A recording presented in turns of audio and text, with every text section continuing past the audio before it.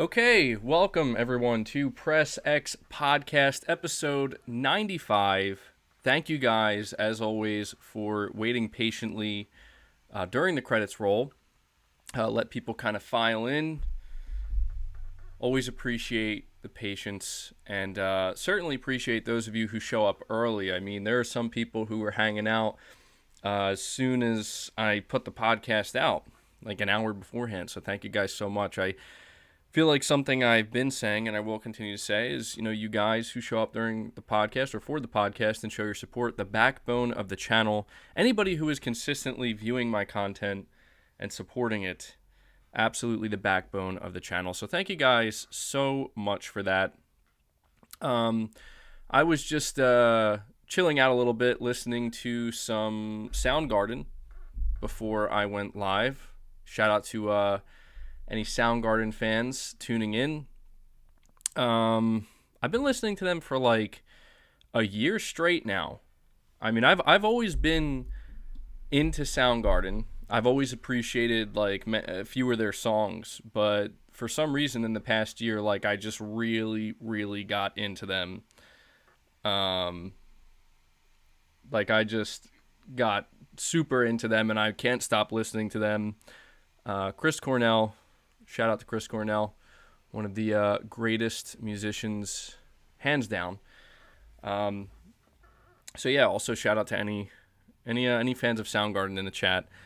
Somebody's saying there is a hum on the audio. Is anybody else hearing a hum? I see that my mic is... It's interesting. It could just be some background noise. I do live next to a road, so, a lot of trucks drive by and whatnot. Everybody's saying no, so... All right, good. Okay, so, yeah, episode 95 of the podcast. We are 5 episodes away. 5 episodes away from hitting that coveted 100, which is crazy. I would have never thought... I mean, I say this pretty much every episode now because we're getting closer to 100, but I legitimately would have never thought that we would actually get to 95 episodes, let alone 100. That is thanks to all of the support that you guys continue to show. So, somebody says, check Twitter, Microsoft buys Tencent.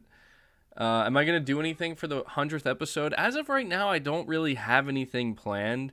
I'm just more focused on ensuring that I can do the 100th episode, that I can keep doing this podcast on a weekly basis on top of all of the other content that I put out there, which you guys have been showing a lot of support for the content. So, yeah. Okay, we are going to do a little bit of, housekeeping as we let more people file in. First of all, if you want to help out the podcast, if you enjoy Press X Podcast, or PXP for short, then be sure to hit that like button. We're already at 150 likes, which is awesome. I ask for likes during the podcast and for the videos as well because they help out with YouTube's algorithm. It's a great way. If you like the community we have here and you want to help grow it, that's a really great way to kind of contribute to that, because the more likes video or stream gets, the more incentivized YouTube's algorithm is to push it out to new people that they think might enjoy it. So hit that like button for me. And if you're watching after the fact, it also still helps. And if you enjoy the content here in general, I say it every week and I want to just keep reiterating it. All you have to do is just interact with the content, watch the content, spend your time hopefully enjoying the content. And that helps out tremendously as well. If you want to go above and beyond, like many people do, to really help support the channel directly, you can become a channel member. Big shout out to all of my channel members. There are 3 different tiers. It's just a way for you to show direct support on a monthly basis. You can also donate a super chat as well, which is something that people do frequently during the streams. That helps tremendously as well. So, speaking of which, we have Dexter. Thank you for that super chat, buddy. Really appreciate it. See somebody saying YouTube really pushes hate videos just to tip MBG. I noticed that. Yeah, that is unfortunate. It seems like a lot of content that is created for the sake of, I don't know, just being negative and, you know, hateful and whatnot. I mean, I've had my fair share of content in the past where things got pretty heated, and I can confirm that, yeah, YouTube's algorithm really seems to appreciate that. And if I had to guess why, it's just because of most likely overall total engagement. So it kind of makes sense, but, you know, I try my best to keep things as positive as I can here without being overly positive. Um, but yeah, okay, so thank you guys for the support. We are going to, let me see. So I do have, I feel like I have to say this. I do have topics listed out. However, I'm not even going to bother mentioning what they are because, as many of you know, this podcast is very much an off-the-cuff podcast most of the time, and there's no telling which direction we're going to go in. There obviously are some main things we have to talk about. The first thing I'll mention, because this is what's happening right now, a lot of people are having trouble with Sifu. Now, I was hoping that I would have been able to play Sifu a little bit, just a little bit, before I went live with this podcast, and I could kind of give you guys, you know, my just initial impressions after like an hour or something with it. Unfortunately, what's going on right now, something on the back end with the PlayStation Store, somebody's asking me if I can put my videos in a playlist. Yeah, I'm going to have to do that eventually. It's going to be a lot of work to do that because I've let it go, but I'll see if I can get that done. But yeah, right now what's happening, there seems to be some issues on the back end. I think it's on Sony's end with the PlayStation Store, where if you purchased the digital deluxe edition of Sifu, you're supposed to have access to it right now. We should have been able to pre-download the game already, I believe since February 4th, if I'm not mistaken. And I looked into that and I was like, yeah, it's kind of strange that I can't preload this game. But I just kind of figured it'll happen at some point. And, you know, we are at that launch period for digital deluxe owners. And for those wondering, because I see at least a few people saying the game isn't out yet, if you pre-ordered the digital deluxe edition, you get 2 days, 48-hour early access. And that access window is, you know, every hour that goes by, that's an hour that people should have had with the game before it launched, and they're not. And so a lot of people are very upset about this. Obviously, Slowclap, the developer of Sifu, I'm sure they're not feeling very good right now about this situation. They did say on Twitter that they're looking into it, they're investigating it, they're working with Sony, and the last update I believe they put out was that you should be able to download it shortly. And most importantly, and I think this is the most important thing, they said they plan to make it up to us, which is why I'm not going to freak out and get all upset. I know a lot of people are saying I have to demand a refund and everything. Like, look, I'm not going to get to that point yet. They're saying they're going to make it up to us. I'm not feeling great about it. Obviously, I want it to be able to play it. It is what it is. It's an unfortunate, shitty situation, but I feel like if I scream at the developers right now and, you know, rage at them, like, that's not going to help anything. I'm sure they're feeling like complete shit right now, and they didn't want this to happen, you know? So I'm not saying if you're upset, you shouldn't be. Obviously, you paid extra money for this. Everybody's upset. I'm upset. We want to play the game. But, you know, I'm just not the type of person. I feel like I can't just jump on them immediately when it's like, if I was Slowclap, I'm probably over there panicking, freaking out, trying to get in contact with somebody at Sony and be like, what the hell's going on here? A lot of people are saying they should have had this sorted out. Maybe that's true. But the point is, I hope that by the time I'm done this podcast, I will be able to enjoy some Sifu. I'm going to be particularly upset if by the time I'm done this podcast, because you know how these podcasts go. You know, it goes for maybe 3 hours, sometimes longer than that. I will be pretty upset if it's still not working, and I will certainly be interested to see what Slowclap plans to do to make it up to those of us who, you know, because here's the thing. Here's the important thing to understand. Those who are most upset right now are those who are supporting Sifu the most, right? Those who had the, you know, just they took the extra time to pre-order the deluxe edition and pay more for that. So again, it's totally understandable why people are upset. I just feel like, if I freak out and be like, what the F is wrong with them? Like, that's not, look, it sucks. It's a crappy situation. So I'm just hoping it'll get fixed sooner rather than later. And I hope that whatever they do to make up for this is what, will be good enough and everybody will be happy about it. So here's hoping. PlayStation Pete, thank you so much, buddy. You're saying, did you buy Dying Light 2? It has bugs. Pre-ordered GT7 and Horizon. So actually, yes, I did. You can see I got maybe my mic's in the way. I have my physical copy of Dying Light 2 that I bought. And I think that's one of the reasons why I'm not so upset about Sifu not working. Because when I saw that I couldn't download it, I'm just like, oh, all right, I'll go play some more Dying Light 2. And so I've been playing that. And so far, I've encountered one bug in Dying Light 2 so far. And that is a flicker. It's not really that severe at all. It doesn't really get in the way. But when I'm playing Dying Light 2 on my PS5, there's like a black flicker that occurs just momentarily.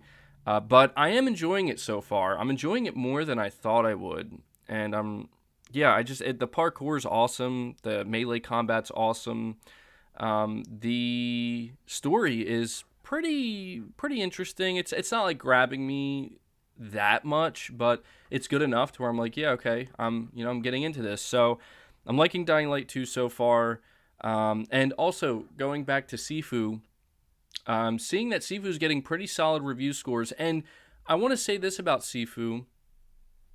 Apparently, it's absolutely brutal. Now, I already anticipated that it was going to be a difficult game, but from what I'm hearing, it's not so much that it's brutally difficult in the sense of like it's just difficult for the sake of being difficult. It's the way you need to. It's what the game expects of you, I think, is what makes it interesting. Where they are not expecting you to upgrade your the main character. They're not expecting you to unlock stuff and to get new abilities. What they are expecting of you is to master the mechanics, to master the game itself, and pretty much perfect it. That is what's super interesting to me and why I'm even more interested in this game than before, because I don't know, man. It's reminding me of Returnal, where Returnal was brutal as hell, and it really kicked my ass for like legitimately the first 30 hours. And then I just kept trying and practicing, and then just at some point, something just clicked, and I was like just a master of Returnal, and I was just breezing through it.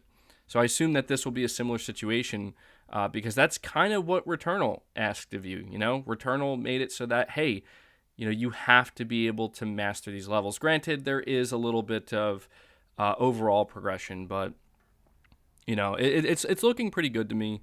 And then PlayStation Pete, you're saying you pre-ordered GT7 and Horizon. Yeah, dude. I mean, we are right there. I can't believe how close we are to Horizon.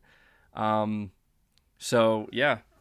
GT7, I don't have that pre-ordered. It's not. I don't know. I just don't. I'm not gonna have enough time to get into it. I'm just not. I'm already feeling overwhelmed by just Dying Light 2 and Sifu. Solid Snake, you're saying the pre-download wasn't available 2 days ago. It was never an option. Someone should have seen the red flags or exclamation point. Yeah. Now I agree, man. I mean, I've seen people saying that this is unacceptable, and I agree. It is unacceptable. Because it's like, we are paying money. It's just, my whole thing is, look, these days it's difficult for me in my life to let these types of things really rile me up that much, because realistically speaking, I'm just like, okay, this sucks, and no amount of yelling I do online towards the devs is going to change anything. I'm just, the only thing I would have been concerned about is if they just didn't acknowledge it was happening and basically came out and was like, yeah, we're not going to do anything. But they didn't do that. They said they're going to make it up to us. So I'm like, okay, all right, that's fine. I hope that whatever you do to make up for this will be good enough, and that's really all that matters. Whether that's refunds or something else, free DLC, it doesn't matter. I just hope it's something good. So it does suck. I agree that they should have probably seen this coming, but shit happens, man. Shit happens. It's just part of life, and I think so. It's not that I think. I can tell you right now, I've seen some of the responses that people are giving to this studio, this indie studio that's, I'm sure feeling pretty terrible about this right now. Again, I think people forget that the devs who are working on these games, they're putting their blood, sweat, and tears into it, into a game like Sifu. They didn't anticipate this happening. They didn't want this to happen, and I'm sure they're probably more upset than anybody else. I see some of the shit that people are saying. It's like, you guys need to calm the fuck down. Like, really, like, be upset. Let them know you're upset. Let them know you're not happy. But some of the behavior you see, it's just like, what are you people doing? Like, it's a Sunday morning. Chill the fuck out. Just a little bit. Like, it's so crazy how insane people get over just, I'm not saying it's like the smallest thing, but come on, man. They're out here saying they'll make it up to you. Give them a little bit of props here, all right? I'm sure they're, like I said, feeling bad. And I just, and people are going to say, oh, I'm fanboying. What am I fanboying for? This game's eventually going to come to Xbox, people. I'm not fanboying for anything. If I'm fanboying for anything, it's indie devs. It's indie devs that I feel like are actually making a really awesome game here that I'm excited for. And I'm not going to turn and just be like, you know what? F you guys, give me the game for free or give me my money back. Like, okay. Like, if that's really how you feel, fine. But I don't think it's that serious. So, if you disagree, let me know why you disagree, hopefully respectfully. Because I'm not trying to make it sound like everybody should feel the way I do. I respect other people's opinions. Colby Watson, you're saying, does Returnal have a good story? It's good enough. I mean, I'm going to be honest, I would never recommend anybody play Returnal or buy Returnal just for the story alone. You might be a little bit disappointed because it's a very ambiguous story, but I will say there's enough story there that throughout your playthrough, it creates this intrigue and this mystery where it really drives your desire to want to push forward because you want to really like figure out like what's going on here. However, I will say that you're not necessarily going to get all your answers, and I think there is a secret ending as well. But I would say the main draw for Returnal would be its gameplay and its environments and its just overall gameplay design, not necessarily for the story.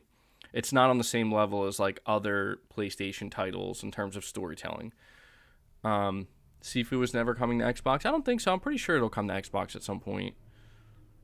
Am I upset that Dying Light 2 has no HDR support? I didn't even notice, honestly. I don't really notice games that have HDR support versus games that don't. I don't even know if I have HDR activated on my PlayStation. I probably do. Actually, I don't know. I have to check. I think I had issues with HDR before, but I don't really notice, frankly.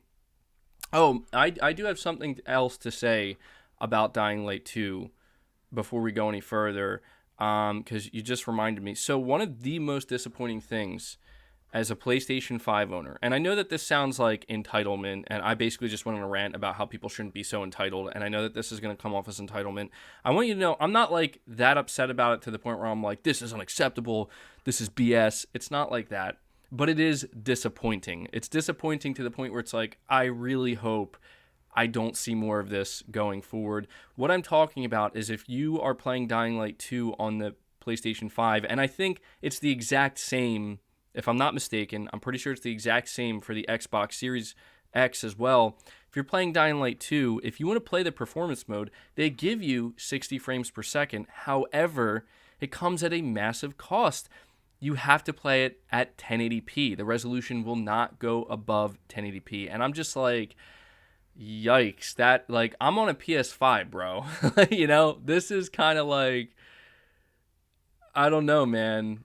I don't know. I feel like that is kind of unacceptable. Like, when I played Guardians of the Galaxy, I noticed that the 60 FPS mode is locked at 1080p. And so I'm like, you know what?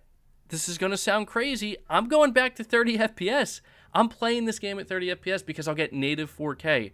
And that jump in resolution is more significant to me than the 30 to 60 FPS. Like, I love the smoothness of 60 FPS, but I just can't stand. I sit very close to my TV as well, so that doesn't help. But I can't stand a 1080p resolution anymore. So on my big screen TV that I'm sitting right in front of, like, it's just too noticeable. And I'm like, wow, You know, I'm used to 1440p or 4K, 1800p, whatever it is. I can't keep doing 1080p, man. I just can't. And it's weird because when you first go back to 30 frames per second, it's really daunting. It's like really tough, like 30 FPS, but your eyes actually adjust. And I swear, I'm telling you, as somebody who played all my games at 60 so far, I thought there was no way I could go back. But when I did it for Guardians of the Galaxy, I was surprised that after like a couple hours, I'm like, I don't even notice it anymore. I know it sounds crazy, but it's true. I guess my eyes just adjusted, but then when I go back to 60 and then I go back to 30 again, it's like, okay, I can't keep doing this. The point is, your game shouldn't be 1080p. That's the point. That's the point, man. That's all I'm trying to say. Mr. Hamster says, congrats on 40,000 followers. Been a long time coming. Thank you so much. He's referring to Twitter. I just passed the 40,000 follower mark on Twitter, which is awesome. Thank you to everybody who follows me on Twitter. I just kind of didn't even realize, like, oh, holy crap, I'm at like 40K followers. That's a lot. So thank you for the support. Chris B saying people can get full refunds through PSN for Sifu. Yeah, they can. I'm pretty sure they can because it's like technically still not out yet. So I'm sure Sony would be willing to give you a refund if you were to, contact them. I mean, Sony's refund services are usually garbage, but in this case, I would have to imagine they're aware of the issue and they will have no problem refunding you. That's my hope anyway. KD, you're saying, LMAO, did you notice you did notice no HDR because you spoke about the flicker before you start the game. Anyways, what's good, MBG? I hope everything's great. Salute. Well, everything is going great. Thank you for asking, man. And yeah, I don't know if that's related, if the flicker that I've experienced in Dying Light 2 is because of no HDR. When I turn HDR on with my PS5 on my TV, it just looks completely washed out, and I don't know why. And I've looked into like everything to try to fix it. And it's weird because it's almost like when I turn it off, things look a million times better than when HDR is on. So I don't know. It's really not a big deal to me. I've seen HDR off. I'm going to be honest, I don't get the hype around HDR. Just to be frank, I don't get it, Saying MBG, go to settings, it will tell you possible flicker may occur sometimes. Okay. Yeah, maybe I'll look more into it. I must have a crap TV. I can assure you I do not have a crap TV. I've seen, I don't know. Maybe it's just me. But anyway, saying HDR is dope, you need a dark room. Maybe that's why. Well, anyway, thank you for that, KD. We have VIP3 says, hey, MBG, I've heard that Sony is looking to buy CD Projekt Red and Capcom. The leaker said Sony wants an RPG game to go against Bethesda games. Well, I have to ask you first and foremost, VIP3, who is this leaker you're speaking of? Because this is pretty much one of the main topics that we're going to discuss today. That is, the Bungie acquisition. I'm going to be honest, we're not going to go too much into the Bungie acquisition because we had a whole stream dedicated to that. But we do want to talk about Sony's overall strategy when it comes to acquisitions, maybe what we can expect. Obviously, a lot of rumors, a lot of things being discussed. So we're going to dive into that. But I don't know, man. Capcom, I could maybe see that. CD Projekt Red, that I don't know how I would feel about that. If Sony came out and was like, "We're happy to announce we acquired CD Projekt Red," I'd be like, "Here's the only thing I could think in my mind." You ready? And it would be the funniest shit ever. Sony was so upset with CD Projekt Red and the way they handled the launch of Cyberpunk 2077 that they're like, "You know what? We got to buy these dudes. And we got to make sure that this shit never happens again." That's how I would see it. I would not be able to see it any other way. If they were to acquire CD Projekt Red, I don't think I would be excited, man. I really don't. I mean, it would be like, wow, that's crazy, that's big, but I don't know, man. It just wouldn't feel like the right move for Sony. I mean, I could see that argument being made, though. I could see that. Like, you're saying the leaker said Sony wants RPG games to go against Bethesda. I will admit, if Sony were to acquire CD Projekt Red, that would be a strategic move in the sense that, yes, Sony will need to have more of these types of games to combat what Bethesda's going to put out. Because everybody's saying that, Xbox is the king of RPGs now, and Xbox is, they are untouchable with RPGs, and Sony this is like a weak area for them, like kind of like high fantasy RPGs and whatnot, and they need more, they're going to need more to compete. I could see that CD Projekt Red would be a good fit for something like that, but that would be so weird, wouldn't it? I mean, when CD Projekt Red launched Cyberpunk, Sony was not happy with them, man. So it would be so weird to just see them purchase them. Green Al Gill, you're saying, let us know when you're verified on Twitter, LOL. I don't know if I'm ever gonna get verified. I mean, I want to get verified on YouTube. I think you have to do that when you hit 100K. I care about YouTube much more, so I think that it would be smart to get verified on YouTube. Twitter, I don't know, man. I don't really care about Twitter too much in that sense. People, I appreciate Twitter to an extent that it's a really good source of information, but it's also a really terrible place, like 99% of the time as well. So, yeah, I don't know if I care whether I get verified or not. Salvazard06, you're saying if Sony wants an RPG, why would they get Capcom? Techland is greater than CD Projekt Red, in my opinion. That would be, yeah, Techland would be interesting. But I don't know that Techland is viewed as like a really prestigious studio. I just get this sense that Sony will only buy studios that I feel like have a certain, I don't know if prestige is the right word, but I don't know. I guess Techland could be a good purchase for Sony if they were to acquire them, because Techland is they're like borderline, you know what I mean? Techland is a big AAA studio that's putting their heart and soul into their games, but you can tell they're just below like that threshold. And maybe if a publisher like Sony were to acquire Techland, they would give them the resources and the budget necessary to really kind of push past. You're saying Techland is nowhere near the quality PlayStation expects. Yeah, I get that. But I'm just saying, like, maybe Sony could look at it in a different way, where it's like, maybe these are the guys that could produce our RPGs. But if you look at the game they're producing, Dying Light, it's an open world zombie RPG, and I feel like that's not really an area that Sony needs to fill out. They already had that with maybe less RPG elements for sure with Days Gone, but they, you know what I'm saying? They have The Last of Us. So I feel like they got to kind of chill out a little bit with stuff like that. I'll talk about who I think Sony may go after in a little bit. Vexesis says, what I do find really mind-blowing is how Death Stranding does 4K 60 FPS perfectly on the PS5, but it struggles with Dying Light. It makes no sense. I mean, it comes down to the technical chops that, each studio has. I mean, I am not surprised that Kojima Productions is able to do something crazy good like that with Death Stranding on the PS5. It just seems like Techland has struggled somewhat ironically enough, on the technical side of things, and I don't think that's something that's new. Plus, I mean, we do have to understand that Death Stranding was made, on the Decima engine, so that I'm sure makes it a lot easier. Maybe not easier, but it just, it meshes very seamlessly, I would assume, with the PlayStation 5.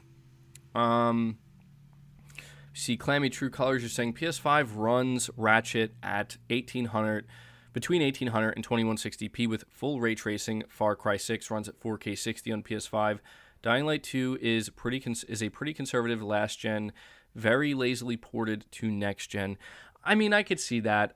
It's one of these things where, again, I try not to be too hard on devs, because I don't know, I'm not willing to call them lazy, but I will say that the expectation at this point is, look, it's one of those areas where it seems like this is a weakness of Techland.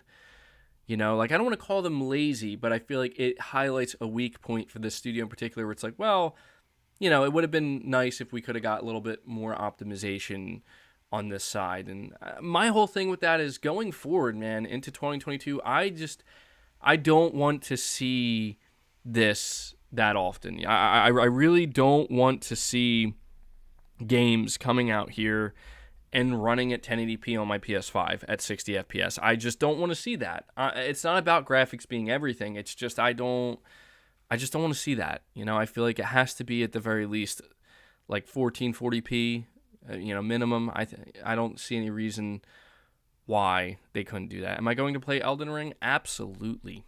Absolutely. Okay, so let's dive into the big meaty topic that everybody has been talking about. And if you've been watching my videos and all of my streams, then you know we've been talking about this a lot, but the conversation is not going to end anytime soon. And the reason for this is because apparently there's a lot more happening. So Sony has officially acquired Bungie for $3.6 billion.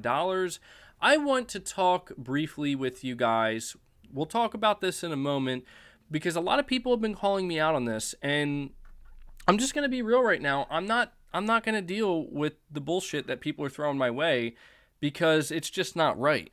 It's just not right that people want so desperately to paint others into a corner that they can't move out of.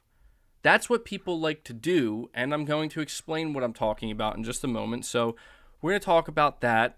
There's also an interesting article, a few articles. Apparently Michael Pachter, the voice of reason, clearly, he claims that Sony vastly overpaid out of desperation for Bungie. But I have a few bullet points here. So Sony says Destiny and all future Bungie titles will be multi-platform. And they make it clear that, yes, that does include Xbox. $1.2 billion of this money is set aside for employee retention, aka talent retention. Sony says that this was done so Bungie can help with PlayStation Studios' live service games. One of the main reasons behind this acquisition was so Sony can leverage Bungie's IP, such as Destiny, for movies, music, and other areas outside of gaming, which is something Bungie also has a keen interest in. The acquisition was in the works for 5 to 6 months. It was absolutely in no way a reactionary thing that was done because of the Activision Blizzard purchase, so do not listen to anybody who says that. Jim Ryan says they are not done with acquisitions and we should expect more. Shortly after Jim Ryan states this, Jeff Keighley reveals that he's heard of a few big acquisition deals that are in the final talks and the final stages and claims it will be an interesting year. Rumor has it, and this is a very loose rumor, do not run with this, but there has been a rumor that Sony was planning to strike some kind of deal with Activision regarding Call of Duty and Project Spartacus. Don't know if there's any truth to this whatsoever, but that's just the final bullet point because I've seen some people mention that. Maybe there's truth to it, but yeah, at this point, I think the big question that everybody has, I see people in the chat, was it a reaction to the Bethesda purchase? It's honestly difficult to determine that. It's difficult to determine that, and the reason why I say this is because the Bethesda purchase, I think, definitely I think no matter which way you cut it, once Microsoft made it clear that they're willing to start spending billions of dollars to acquire, I said it before, I don't think that Sony became panicked. I don't think Sony was like, oh, damn, what are we going to do now? Because a lot of people, I think, want to view it that way. They want to view it like Sony panicked hardcore and just freaked out. And they're like, we got to go buy anybody and everybody we can. I don't think it was like that. I think what Sony did was they were like, okay, we are now entering a phase of consolidation. And our competitors are going to be looking to buy, and we're going to have to start buying ourselves. So if you look at the acquisitions that Sony has made so far, pre-Bungie acquisition, before the Bungie acquisition, they bought studios that it's like, yeah, you're going to want to make sure you get them. You're going to want to make sure you get them before somebody else does. You're looking at Housemark. Perfect. Yeah, don't leave Housemark out there. Get them in. Bring them in. You got to do it. Blue Point Games, same thing. Do not leave them out there. Don't risk losing them. Bring them in. Something like Firesprite. Firesprite was more of a surprise acquisition, but it was a massive acquisition, and they have over like 500 developers, and they're growing. And a lot of these developers were former Sony devs as well. I think Sony Liverpool, if I'm not mistaken. So it made a lot of sense there as well. And Nixxes, we know that Nixxes was done for their like PC porting and that side of things.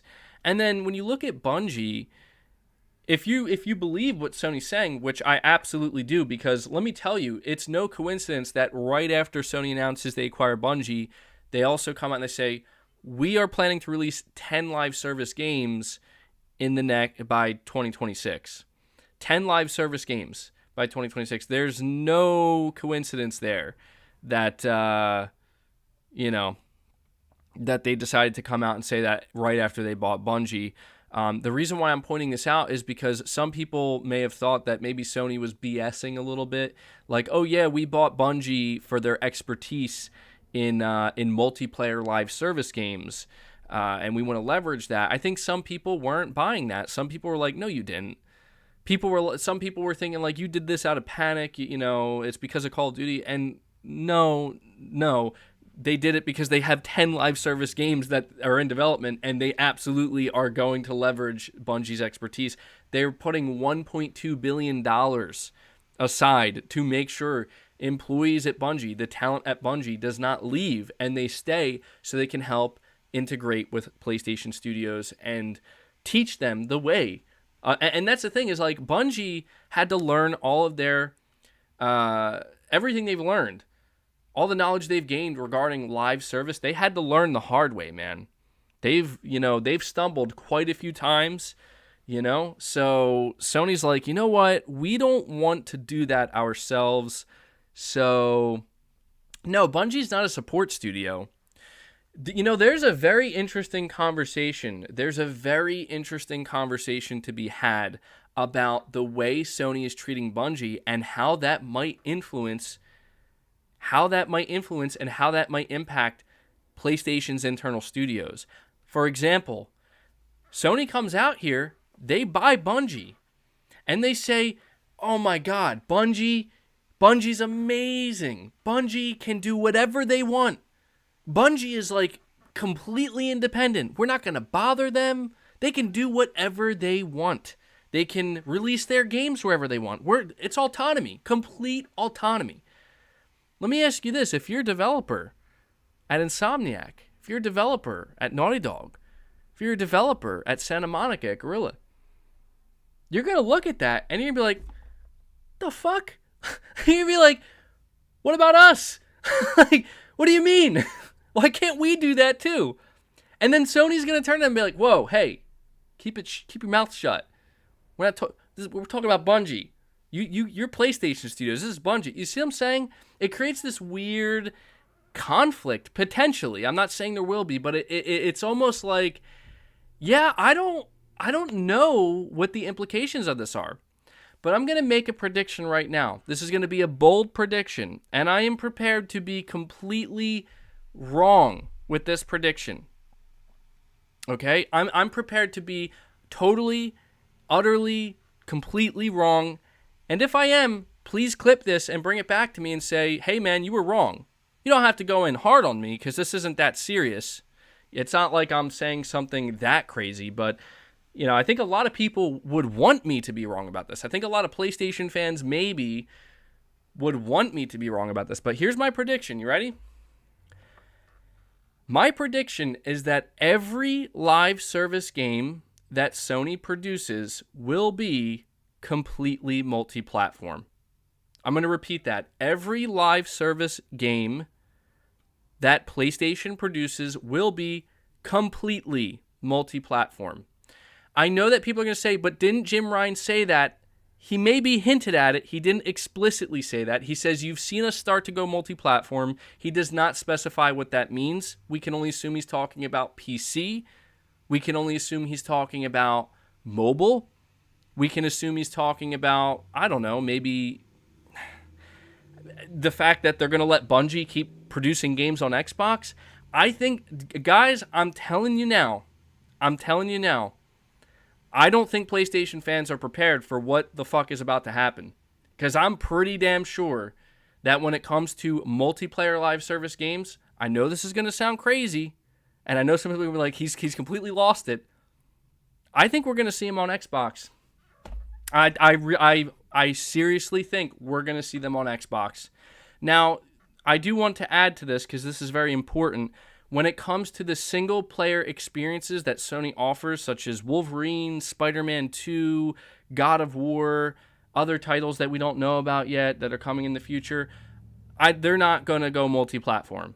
They're going to continue to release on PlayStation, and I think that they're going to be used as the thing that gets people directly into the PlayStation ecosystem, directly into the console, subscribing to, well, I mean, you know,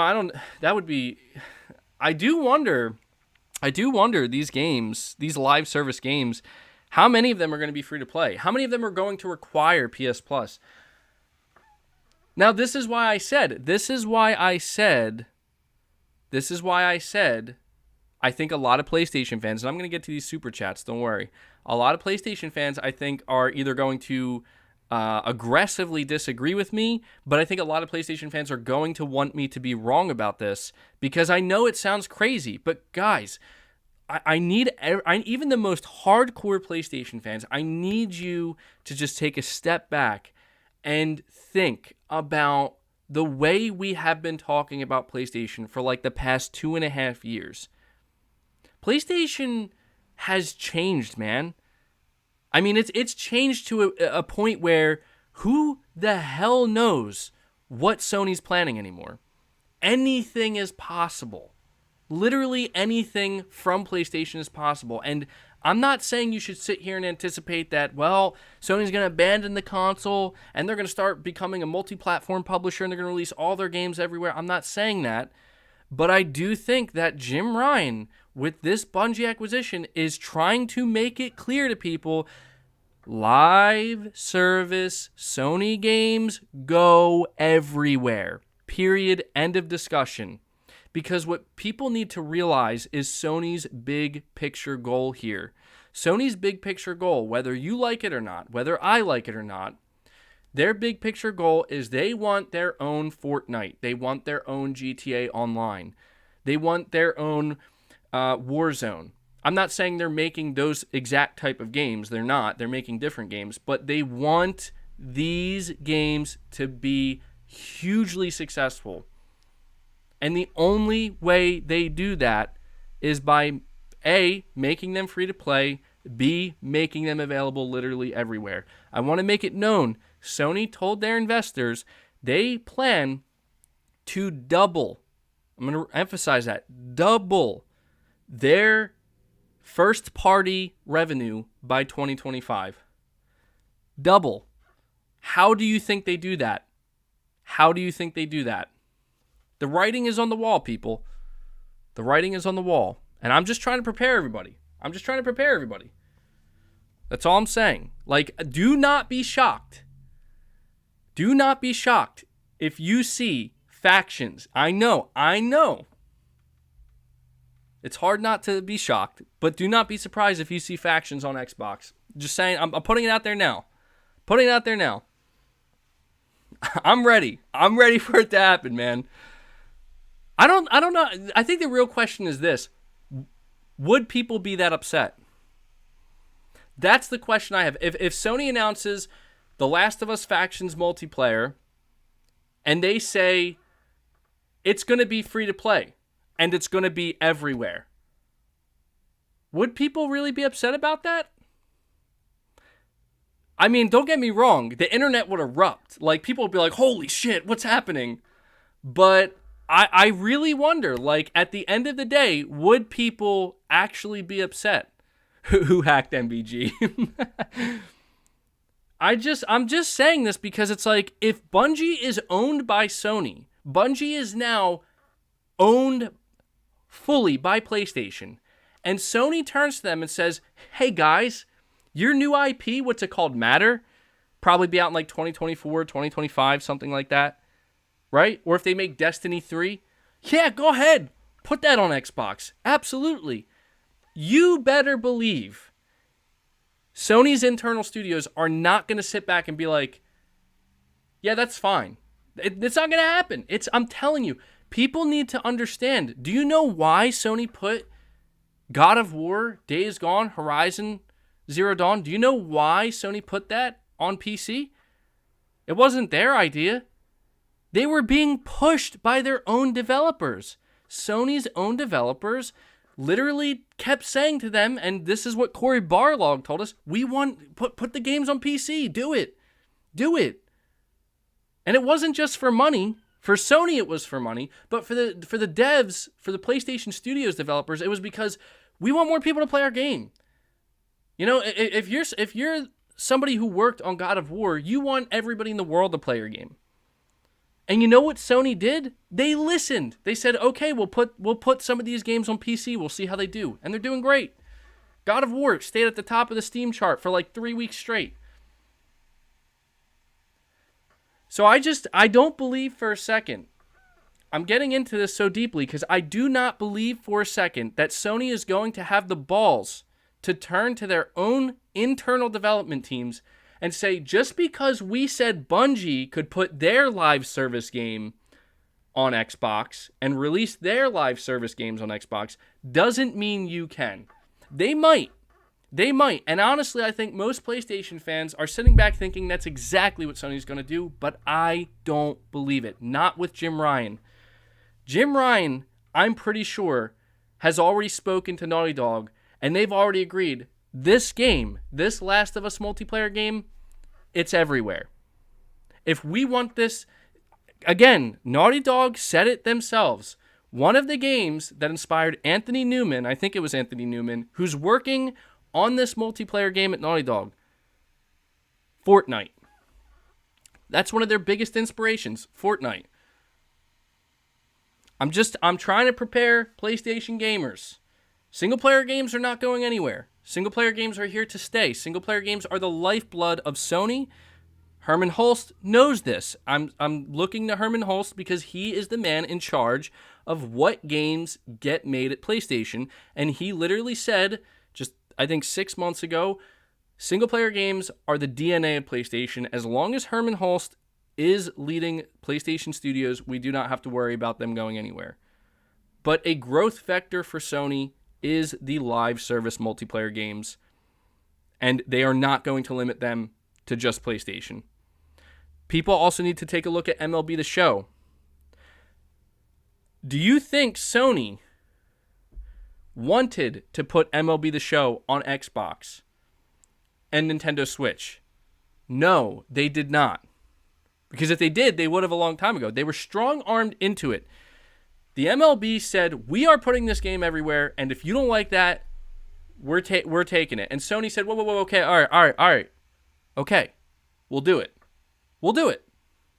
But here's the thing. You think Sony isn't paying damn close attention to how much more money the MLB The Show is raking in now? They're like, look at those sales numbers on Xbox. Holy shit, that's a lot more revenue than we would have ever gotten just sticking to PlayStation. Now it's going to be on Switch. They're like, you know what? Screw it. Not just Xbox, put that shit on Switch too. And now we're hearing they might go mobile. I'm telling you, all you need to do to understand Sony's plays, to understand their next move, is just follow the money. If you can follow the money, you know exactly where Sony's going.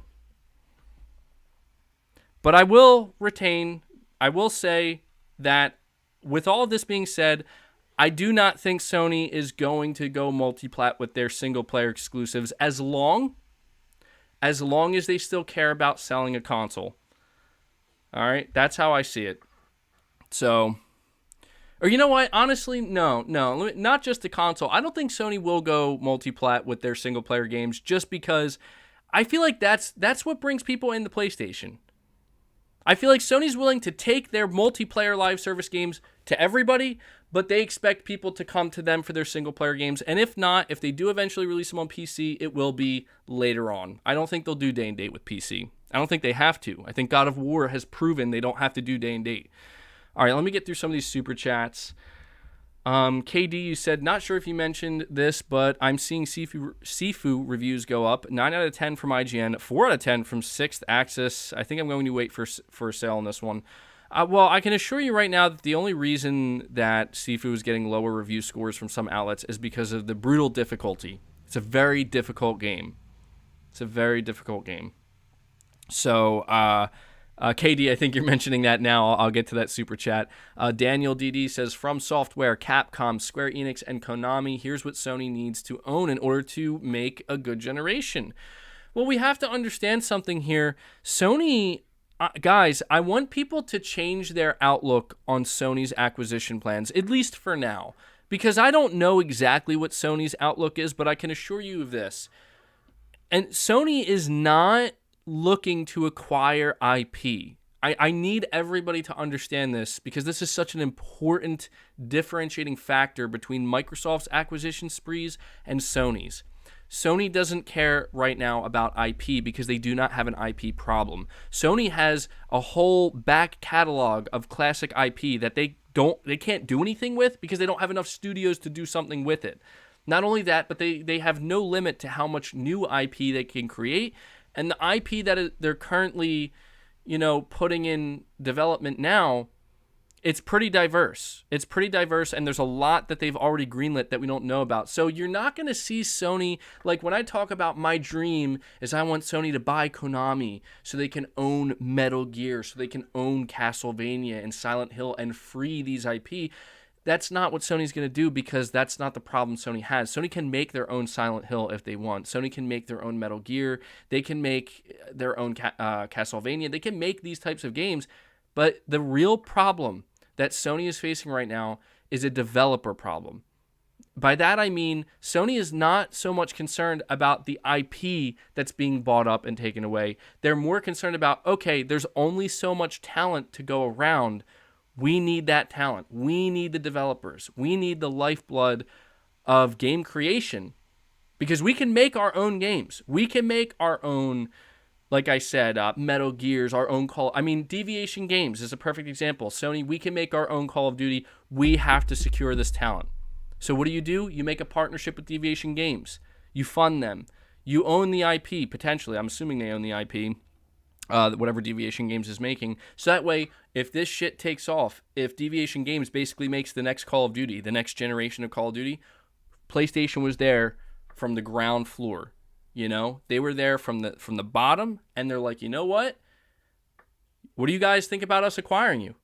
We were there from the start. We believed in you. We supported you. Come join PlayStation Studios. And before you know it, just like that, Sony doesn't need to worry about Call of Duty anymore because Sony worried about the most important thing, the talent that they're securing.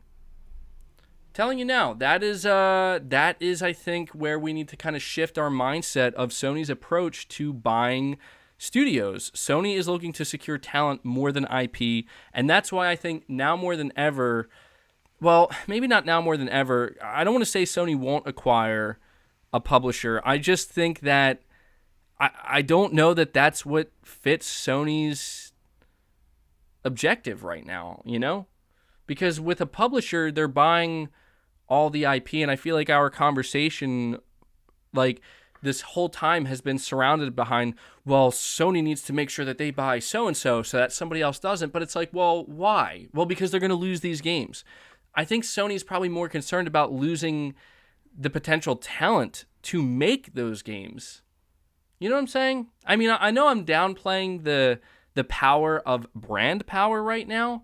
I know I'm downplaying that, but come on, let's be honest. When it comes to Sony, what have they done pretty much since their inception? What has Sony done from the beginning that they still do today? They make their own brands. They make their own brands most of the time. They're not out here buying the biggest brands and then saying, yup, that's us. Slap the PlayStation logo on that. I mean, they're doing their timed exclusivity deals and whatnot.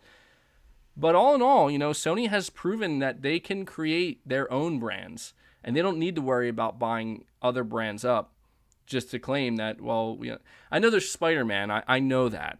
I'm not trying to make it sound like Sony doesn't do this at all, because that's not true. They do. But I'm just saying, in general, it seems like at the very least, it's more like Sony leans into, okay, let's see what we can create. Let's greenlight some new IP. Let's see if we can make the next big thing. But yeah, Sony also does have Spider-Man, and they have, deals for games like KOTOR Remake. I'm not denying that. Spider-Man's huge for Sony. Spider-Man is a great example of how Sony does need to pay a little bit of attention of what they potentially could lose. For sure. Somebody says Sony's still hungry for talent. Absolutely. All right, so I got to try not to go off on too many tangents here. Green Al Gill, Capcom and Square Enix don't make much sense to me acquisition-wise. They make first-party games for other console developers, and people forget that. Well, my whole thing is, when you talk about Capcom and Square Enix, specifically Square Enix, less so Capcom, Sony's relationship with them is so strong. Why would Sony feel the need to acquire Square Enix? That's where, like, the chances of, I think, Sony owning From Software by buying Katakawa is very unlikely as well, because it's like, if you have a strong partnership and a strong relationship there, is there truly a need to buy these entities? I don't think so. I think if Sony really was going to make a massive acquisition for the sake of, I guess we could say, being defense mode here, making sure somebody else doesn't buy them, I don't think they're looking at Square Enix. I don't think they're looking at Katakawa and From Software. I think they're looking at other entities like possibly Take-Two, EA. I don't know if Sony could afford. I think Sony could afford Take-Two. I don't know if they could afford EA. I would have to look into that. But, they're looking at Ubisoft. They're looking at. But even then, again, I don't. Like, people talk about, like, oh, Sony should buy Ubisoft. And I'm like, please, no. People are like, Sony should buy EA. Like, please, no. Don't taint PlayStation with that garbage. I mean, don't get me wrong. There's a lot of games that EA has produced that I do like, and a lot of games that Ubisoft, but I just feel like they're just too different. You know what I mean? That's all I'm trying to say, is it's just Ubisoft is their own thing, EA is their own thing, and PlayStation is certainly their own thing. It's the reason why Bungie actually does make sense to me as an acquisition is because when you look at the care that Bungie puts into every new IP that they make, I mean, they treat their new IP like it really is, like, this is the next thing, man. Like, this is it, And they're not out here producing, like, 5 different games at a time. This is where I just feel like I don't see Sony making these types of acquisitions. KD, you're saying Sony bought Bungie because they want to make sure what happened to Halo Infinite doesn't happen to their games. Steam reported like 14K players on Halo the other day. Destiny 2 had over double that. Holy shit.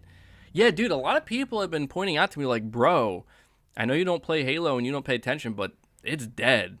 And I'm surprised. I am genuinely surprised, man. Like, I with the way people were talking about Halo at launch, I thought like, oh, damn. I think 343 maybe pulled it off. This is like the next big Halo. I'm like, this is the next big thing. Finally, like, it's really the return to form. And that's what everybody was kind of saying. And it was free to play, man. It was free to play. And somebody says it's not dead. Well, again, I'm not saying it's dead because I don't know, but I've just seen people point out that when it comes to overall total players, it doesn't seem to be holding its own against the more popular games. You know what I mean? And I get that. Like, there's no doubt that when Microsoft made Halo free to play, their intent was, we want Halo to be one of the main games that people are playing. It's free and it's everywhere practically, right?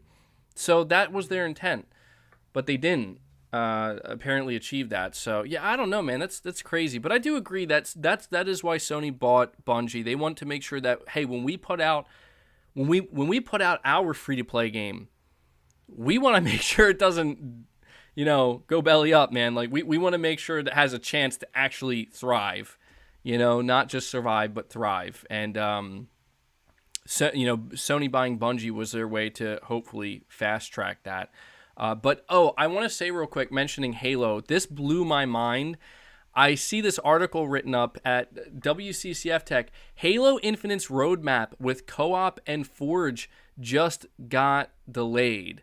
So the actual roadmap for the content that was announced that wouldn't be there was delayed. And you know what's weird is I saw people, replying to this in comment sections and whatnot, and a lot of people are like, they're basically calling out Game Pass, man. They're like, see, this is why I'm not excited about Game Pass. This is why I'm worried about Game Pass, because now devs just think that they can do this shit. And I'm like, yeah, hello, what have we been saying?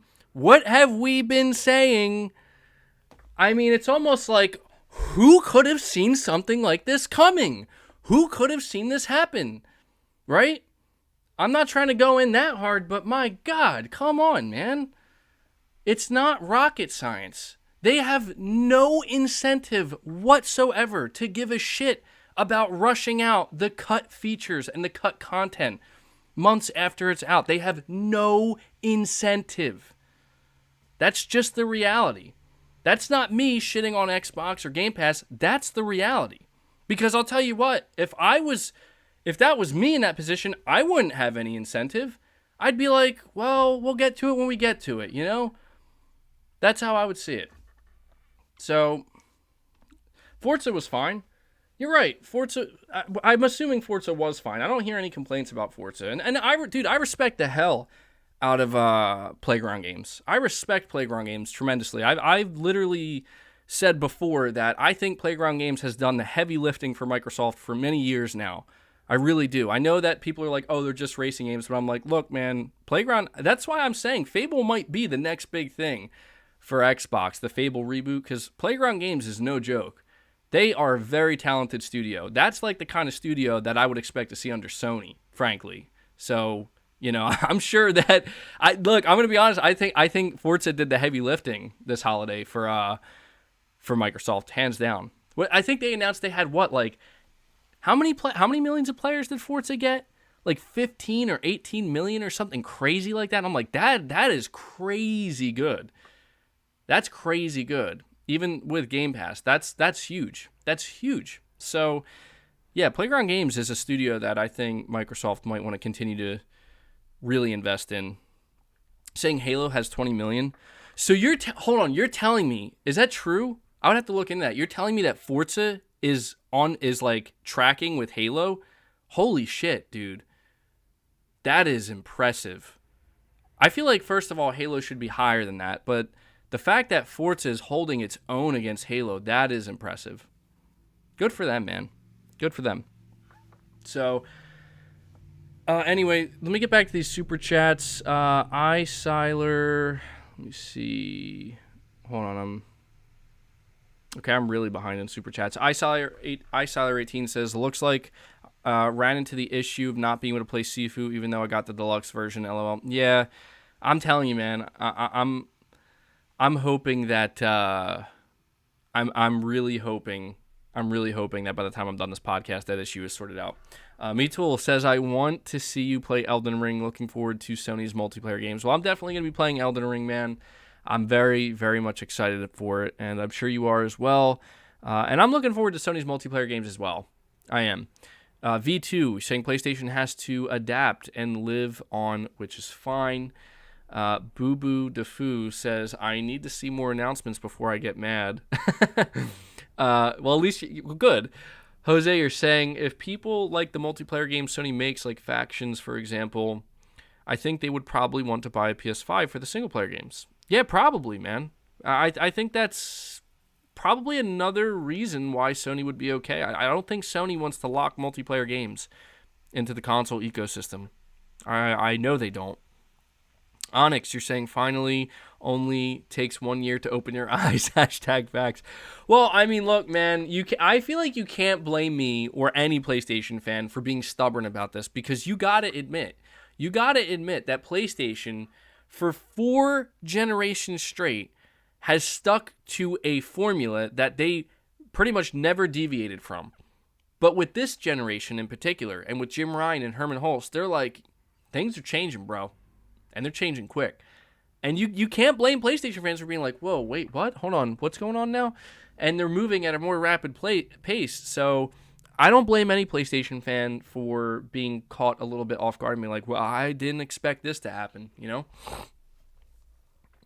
Lovid says, I fully agree with you. This is how they become even more successful. It's a smart move. Now, I just want them to get FromSoft, LOL. Tell them, MBG. Dude, I'm telling you right now, if Sony acquires From Software, which I do not think they will, I want to make that known. I do not think Sony will acquire From Software. But if I'm dreaming, because a man can dream, if they were, oh my God, I would be elated, man. Like, that would be more than, if Sony acquiring just From Software alone would be so much bigger and better to me than Activision Blizzard and Bethesda. It just would be, because when I tell you that I am passionate about From Software titles, I am passionate about Souls games, Bloodborne, I am unbelievably excited for Elden Ring. That would be incredible. And it's because they would fit so perfectly with PlayStation Studios. I would be elated. But I don't think it's going to happen. So I have to remove myself from dreamland right now. But man, that would be incredible. That really would be. And you know what's sad too is, like, if Sony were to acquire From Software, you'd see so many people trying to downplay that shit. Be like, that's not that big of a deal. That ain't nothing compared to Activision. I'm like, bro, whoa. Let's hold our horses now. No, that's everything. Let's make that clear. Sony, if they were to ever get From Software, that's everything. I know that there are a lot of people who aren't into those games, but to people who are into those games, that is everything.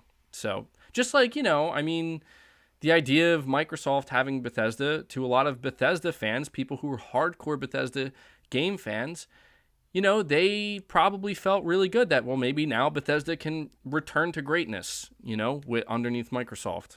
So, let me see. Yeah, but Bloodborne 2, right? One can dream. I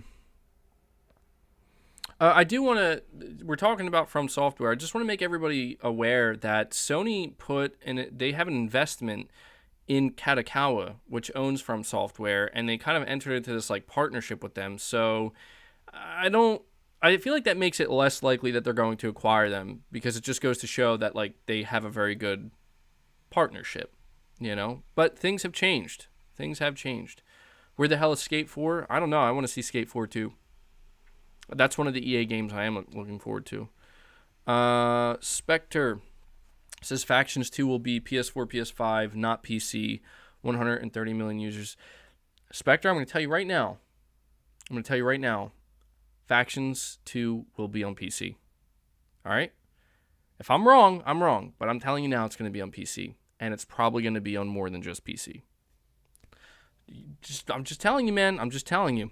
KD, you're saying, okay, wow, I read some of these reviews, and the low reviews are literally only because of the difficulty. Love how reviewers pick and choose when to care about a studio's vision and how it impacts difficulty. That's what I'm saying, bro. This is why I fucking hate the argument about, like, oh, game's too difficult and accessibility. Like, can we just talk? Can we just talk about how it's their game, they're the developers, and they have a vision, and this is what their vision is. Their vision for their kung fu action game is you must master it. It's not going to be some, well, we have easy mode, and then we have very easy mode, but then we also have extreme mode. No, like, this is our game, this is our vision, and this is how we want you to play it. And if you can't play it, you know, no big deal. No big deal, right? Just don't play it. But this is our vision. This is what we made. I hate that shit. I hate when it's like, the game was too hard, 5 out of 10. Like, no. It's like, it reminds me of Returnal. Like, yes, Returnal was difficult. It was brutal, but that was the point. That was the point. And people wanted to act like, well, I don't know. No, that's the point. It drives me nuts. Spectre, if you're asking if I missed your super chat, you were the one who mentioned Factions 2 being on PS4 and PS5. But maybe put another one, which I'll get to. Anthony Perez, you're saying, I don't think it's worth putting on Xbox. PC, yes, but Xbox isn't worth it. It's a Game Pass reliant box with low software sales and a small user base.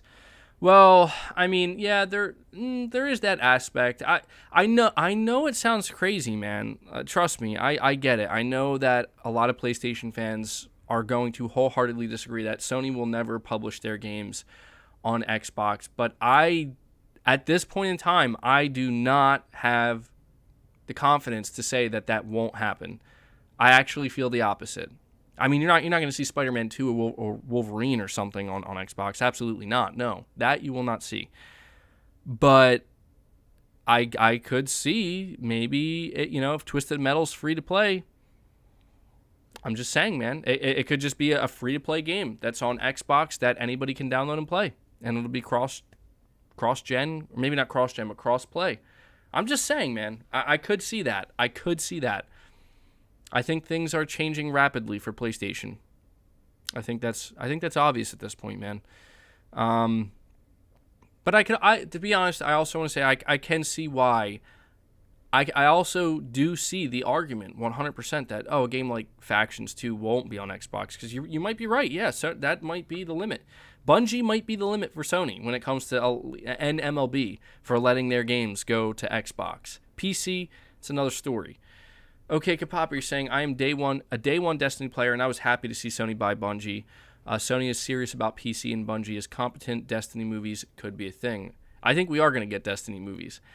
I can't say that I would be excited for them, but I think we are going to get that. Quinn Bart says they are doing the correct thing, expanding their studios. Sucker Punch, Naughty Dog, Insomniac, all hiring like crazy. Oh, yeah, dude. See, that's why I'm trying to tell you, like, it's not just about, as I said, it's not just about Sony buying other studios and buying a publisher. It's also about, look at how many open positions there are with each PlayStation studio. They're literally hiring by, I want to say the hundreds the past couple years.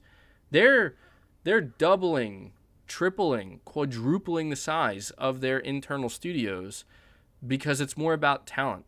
They're like, you know what? What if, people are saying, oh, well, Microsoft bought Bethesda, so Sony needs to have their own RPGs. Sony needs to have their own Starfield, right? Something that can compete with Starfield. What is Santa Monica's second team working on? Santa Monica Studio has been in the process pretty much since God of War came out in 2018 of hiring talent for an entire second AAA team at Santa Monica to work on a new IP, a new big IP. We just talked about this in the video yesterday. There's been a lot of rumors that it's going to be space-themed. It's going to be sci-fi. It's going to be set in space. Maybe that's exactly what they're working on. You know what I'm saying? And imagine that. Imagine if Santa Monica Studio reveals this new IP and it's like, holy shit, this is that, sci-fi game that's set in space that we've been waiting for, and this looks like the game that is going to compete directly with Starfield. Maybe it won't be like a massive RPG per se, but it will have that. It will kind of fill that gap or lessen that gap. I'm just saying, like, this is, I think, Sony's mentality more than anything, is let's make our own. Let's make our own. Let me see. Josh, you're saying Dying Light 2 is crispy so far. What do you think? Well, I talked about it at the beginning of the podcast, bro. I am enjoying it so far, but if you really want to hear more of my thoughts, you're going to have to rewatch this and watch, like, the first 25 minutes, because I talked about it in depth. iSiler18, you're saying if it's even possible for Xbox to buy a Japanese studio, that strong partnership with Square won't matter. I mean, maybe.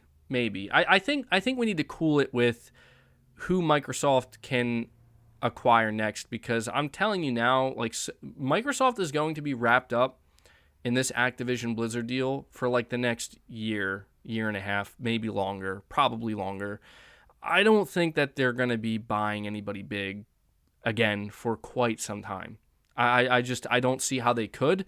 I feel like, there's already talk about how maybe the Activision Blizzard deal could be blocked. Maybe it won't go through. I don't know if I believe that. I mean, there's always the chance, obviously, but I'm just saying, Microsoft is wrapped up in that right now. I don't think Sony needs to worry about them buying another big publisher anytime soon. But maybe they will. Which would be absurd in my opinion, but who knows? Who knows these days? You can't really predict these things, right? Let me see. Zanarkand Blitzer, thank you, buddy. You're saying happy 25th anniversary Final Fantasy VII. The original Final Fantasy VII came out on the original PlayStation in 1997. Hopefully, you'll play Final Fantasy VII Remake eventually, MBG. Maybe before Part 2 is announced/released. I think if anything, it's more likely that I would play it when Part 2 is out. So I could just play them back to back. Maybe I am doing it the smarter way. I'll wait till the whole thing is complete. The whole remake is complete, so I can just play the entire thing. Maybe I am doing it right. But thank you for that, buddy. Salvazardo6, you're saying Ember Lab, Deviation, Firewalk, Ilphonic, Arc System Works, Arrowhead are studios I can see Sony acquiring. What do you think? Actually, I agree entirely, Salvazar. Every studio you just announced are studios that I could see Sony acquiring. Yes, for sure. Those all actually make a ton of sense for Sony. PlayStation Pete, what if Nintendo Switch outsells PlayStation 2? Would they be considered a serious competitor? I don't know, man. I'm going to be honest. I don't think Sony looks at Nintendo as a serious competitor. I just don't. Even in the console space, it could outsell the PS2, maybe eventually. I think the Switch, if there's any console that I think has the possibility of doing it, it's the Switch. But if you listen, did you hear what Nintendo said recently? Nintendo was asked about the acquisition spree that is happening right now, the consolidation, and they were just like, yeah, no, nah, we're good. We like, they actually said it wouldn't benefit them to just go buy a bunch of studios or developers and bring them on, like people who don't have that Nintendo history, or they just don't like understand Nintendo and what they're about. And I'm like, I mean, hey man, you gotta respect that, right?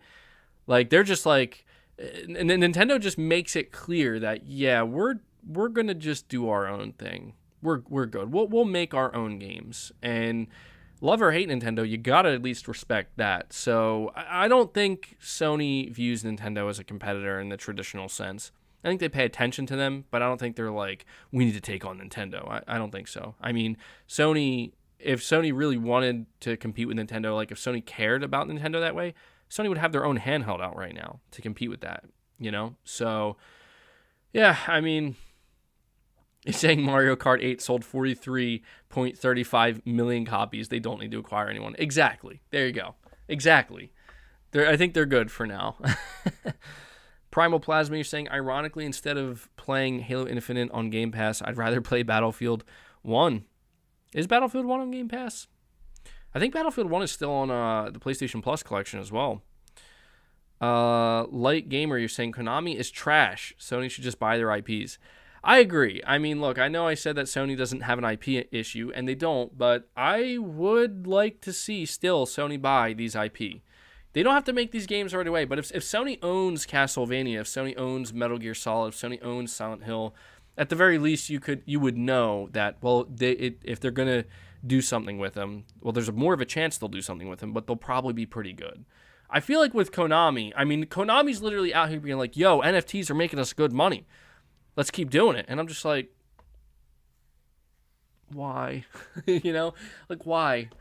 Oh my God. It's sad. It's sad, man.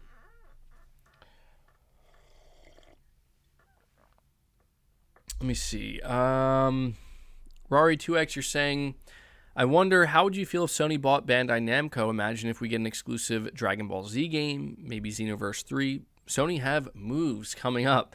That would be an interesting one. I wouldn't expect that one. That one would catch me off guard. That would definitely catch me off guard. But I could maybe, I don't know. See, I'm going to have to talk about something in just a minute here, something I alluded to earlier. So I'll keep this in mind. KD, again, buddy, you're saying, LOL, I know Ubisoft is trash, but don't sleep on Riders Republic. It's literally Extreme Sports plus Motorstorm. It's stupid fun. Get it on sale. Maybe I will, man. Maybe I will. I'm going to be honest, though. When it comes to playing games over the next, 2-3 months, I'm pretty set, man. Like, I'm worried that I'm not even going to be able to play the games that I want to play that are coming out. So, Christopher, you're saying live player count for Halo Infinite, 29,800. That doesn't sound that bad. Is that? I mean, if that's an accurate number, that actually sounds pretty good. But I don't know what the context is. Like I don't know, and I don't follow these charts. Like I don't know what the most played games are or how many people are playing them. So maybe that number compared to other games is considered really low. I would need the chat to verify this for me, but that doesn't sound like a bad number to me. That's almost 30,000 people. So I'm interested to see what the chat's going to say. Maybe I'm wrong about that. You're saying that's only Steam? Yeah, that sounds pretty good, man.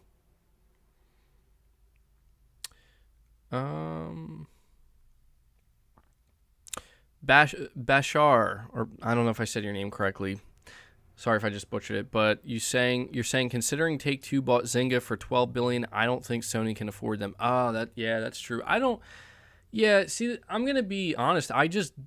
So I do want to say last week somebody talked about Sony buying Bungie, and I said explicitly, somebody clipped me, and it was really funny. I couldn't have been more wrong.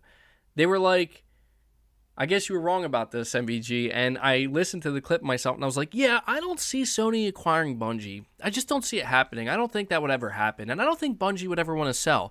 And literally, I kid you not, the next day, that exact thing happened. So if I were to sit here and say, I don't think Sony would ever acquire Take-Two Interactive, I don't think there's any way. You're saying Warzone has 280,000 people? Okay. Yeah, I can see how that, in that context, yeah, that's like I feel like 30,000 players is not bad, but in the grand scheme of things, I guess maybe that is on the lower end for sure. So I get why people kind of look at that as like, I don't know. I guess it just comes down to what Microsoft's expectations were. I mean, the fact that Halo Infinite went free to play, that tells me that Microsoft was hoping that Halo would have a chance to maybe be like the next Warzone, maybe, or get close to that. So I don't know. But if I sit here and I say Sony's not going to buy From Software or Katakawa, they're not going to. They're not going to buy Take-Two Interactive. They're absolutely not going to touch these publishers. And then what? Tomorrow, Sony's going to announce we've acquired Take-Two Interactive. Warzone is on 3 platforms. Yeah, that's true. That's true. I mean, look, man, I don't know if Halo's dead or not. You know, I just feel like those are Steam numbers still. CSGO is over 600,000 on Steam. Holy crap, really? That's crazy. Destiny 2 has 63,000. Yeah, I'm going to be honest, man. I can kind of see, again, like how, yeah, maybe those numbers aren't ideal. I don't know if I'd call them abysmal, but maybe not ideal is the best way to phrase it. It makes me wonder what Sony's expectation is for their player counts, for their games. That is interesting to me. I would love to know what their expectations are. Let me see. Rosh Dom, you're saying Pokemon sold 6.5 million in 7 days. That's insane. That is insane, dude. That is insane. Those are Nintendo games do crazy numbers, man. Crazy numbers. By the way, guys, we have over 1,200 people here hanging out, which is awesome. Thank you guys so much for supporting the podcast. Please do me a favor. Hit that like button. We're already at 450 likes. Really appreciate it if you hit the like button. D-Doc, you're saying Sony bought Bungie with more than just its gaming division in mind. They want to use them for movies too. Katakawa owns a lot of manga IP. It could be a good purchase for Sony with its anime services. Yeah, a lot of people were mentioning that as well. Like, hey, MBG, if Sony were to consider actually trying to acquire the whole of Katakawa, they would benefit not just for, it wouldn't just benefit gaming or PlayStation from software, but their whole, manga IP thing and anime and whatnot. We know Sony's, they bought Crunchyroll. They're really into this. So I do think that, I think that it makes it more possible, but somebody also told me that Tencent is a big investor in Katakawa, and they have so to put it in perspective, I think Sony invested 1.5 to 2% into Katakawa, to whereas Tencent, I think, invested around 5 to 6%. So I don't know what this would mean. I don't know that Sony could buy Katakawa without running into some problems. You know what I mean? So I just don't know. these are things and deals and situations that, frankly, I'm not educated enough in this space to know what is likely and what is possible. Because for all I know, somebody could probably, who is more, well educated with this type of stuff, could be like, yeah, dude, there's no way Sony could ever, like, they would ever buy Kadokawa. Like, that's just not a thing. You know what I mean? I'm just making assumptions here because I'm not familiar with Kadokawa, frankly. Saying Sony already have a monopoly in anime. Yeah, I guess I don't see. I don't follow anime, and I don't follow what Sony's doing in that space. So I couldn't tell you, but we'll see. We'll see. Miyazaki is a legend. He is. iSolder18, you're saying, what does it mean when Sony puts aside $10 billion to buy studios when they have more than that? Basically, they can get Konami and Capcom easily. I mean, yeah, I want to talk about that in a moment, too. There's a bunch of stuff regarding this I want to talk about. Like, I want to talk about what Jeff Keighley is talking about. Jeff Keighley, he never says shit like this. Jeff Keighley never comes out and is like, hey, guys, I'm hearing. Like, he doesn't do that. But he did it this time, and I'm like, what did you hear, Mr. Keighley? You're saying Keighley talks crap? I mean, maybe. I would believe Jeff Keighley over pretty much anybody else. Like, if Jeff Keighley's... If I were to have a conversation with him, he's like, yeah, I've talked to some people, and there's, there's some big deals in the final stages, I would be like, I believe you. I definitely believe you. Let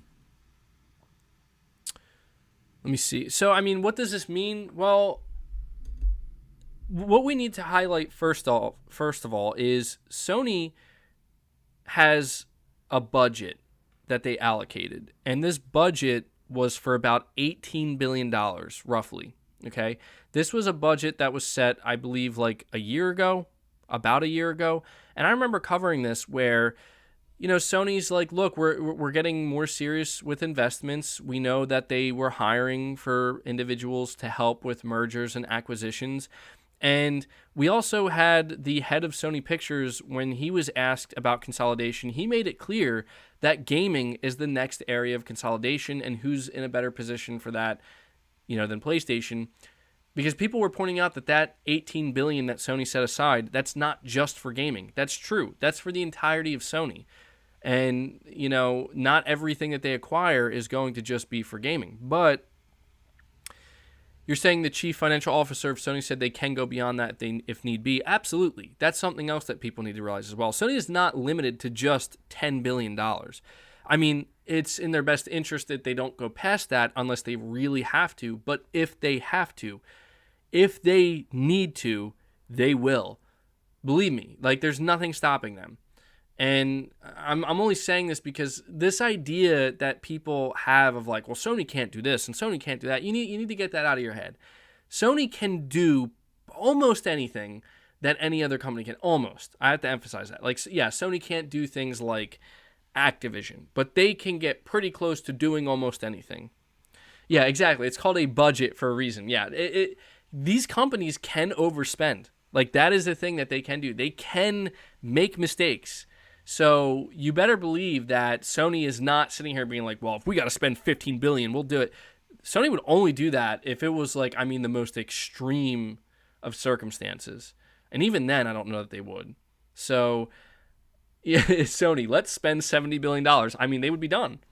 They'd be done. Sony would be done after that. They couldn't spend $70 billion on a publisher. But I just think that you're saying they can overspend only when there's a plan behind to get the money back and more. That's true. I could see that. Yeah, well, that's what I mean, man. It's like, it would only have to be in a situation where it's like this. It's a matter of risk, man. It's a matter of insane risk. Like, does Sony need to do that? I feel like that's the question that Sony, as well as their investors, are always going to ask when it comes to this stuff is, do we need to do that? Like, do we need to spend that money? Do we need to buy this entity? And I don't know that the answer most of the time is going to be yes, even during consolidation. So, One or two successful live service games and it's money back. Yeah. Darkborn, you're saying I saw dozens of PlayStation devs on their main Twitter accounts as well as a few others blowing up this From Software Miyazaki interview. I saw that too, man. You know, I don't want to jump to conclusions. You know what I mean? I don't want to like be like, oh, look at that. See, it's going to happen. But it is like, yeah, they are really showing a lot of love to Miyazaki and to From Software and Elden Ring. And, you know, people are like, dude, it's just because they want to sell Elden Ring, you know, a lot of copies of it on PlayStation. I'm like, yeah. And I think it's just one of these things where if you think about it, it is in Sony's best interest now more than ever to highlight their devs that they're partnered with and that they have good relationships with. I really do. So we'll see, man. We'll see. iSiler18, you're saying for a legendary IP and flagship title that's free to play and only been out for 2 to 3 months, those Halo numbers are pretty bad in my opinion. Yeah, I mean, look, man, I'm not trying to go in hard on Halo because people get all upset when I do, but I'll just say what I said. It seems like it's less than ideal. That's what I'll say when you put it into context. Darkborn, you're saying Tidix and a few other PlayStation insiders said that PlayStation just finished a deal on Friday afternoon. Maybe we'll see tomorrow. MBG Take-Two. Dude, I want to say this.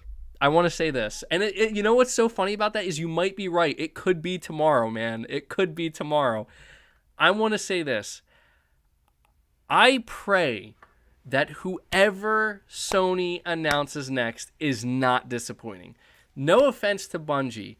And no offense to that announcement, but I'm going to be totally honest. I've never been a big fan of Bungie. I would be lying if I said, yeah, I loved Halo and I love Destiny. I would be lying. All right, now I played Destiny 1. I beat it. And after that, I was like, yeah, I don't think this is really for me. It was pretty good, but I just was like, they lost me, you know? And I've always respected Bungie, but I just never was into them. And so when Sony talks about like, oh, you know, expanding Bungie and Destiny, I'm like, cool.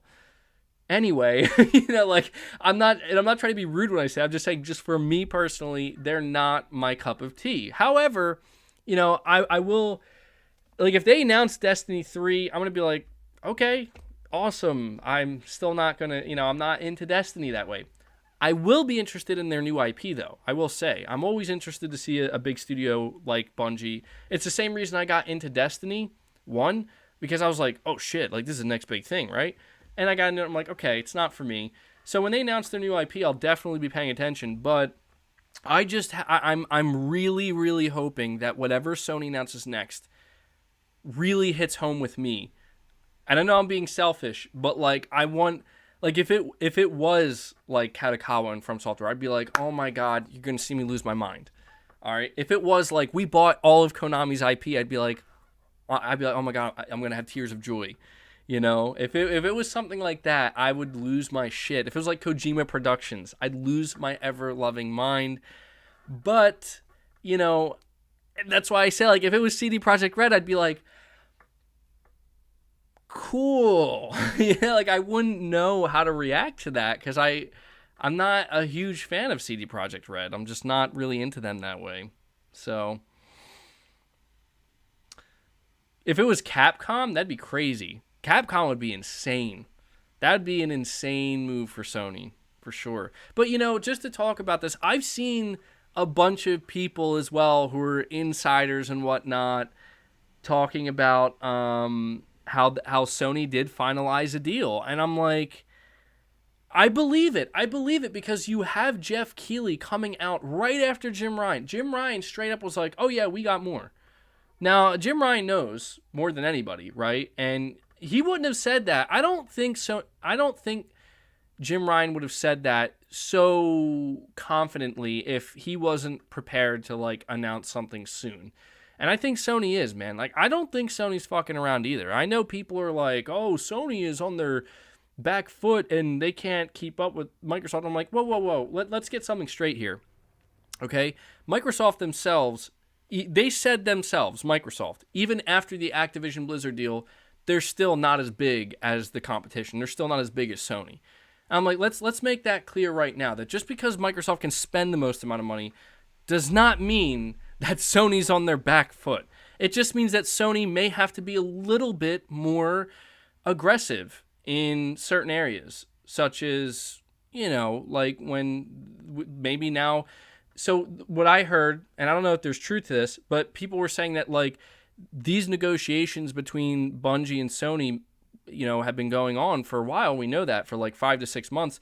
It very well could have been that when Microsoft announced Activision Blizzard and they're acquiring them, Sony was like, or Jim Ryan was like, okay, at this point, we need to get this deal done right now. Like, I don't care what needs to happen, get this deal done right now.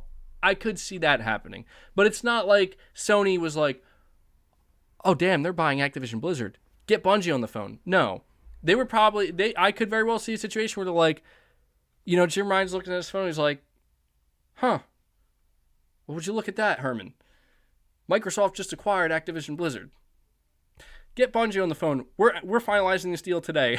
Make it happen, Herman. Don't care what you got to do. Like, I could absolutely see that situation happening. And what that means to me is that if Sony was talking with other companies, with other publishers, with other developers and other studios, I could also see Jim Ryan turning in that moment and being like, you know what? We were talking to Katakawa and From Software. Make that happen too. And whoever else, like basically just give the green light. Like whoever we were talking to, whatever their demands are, give it to them. We're just going to get them, okay?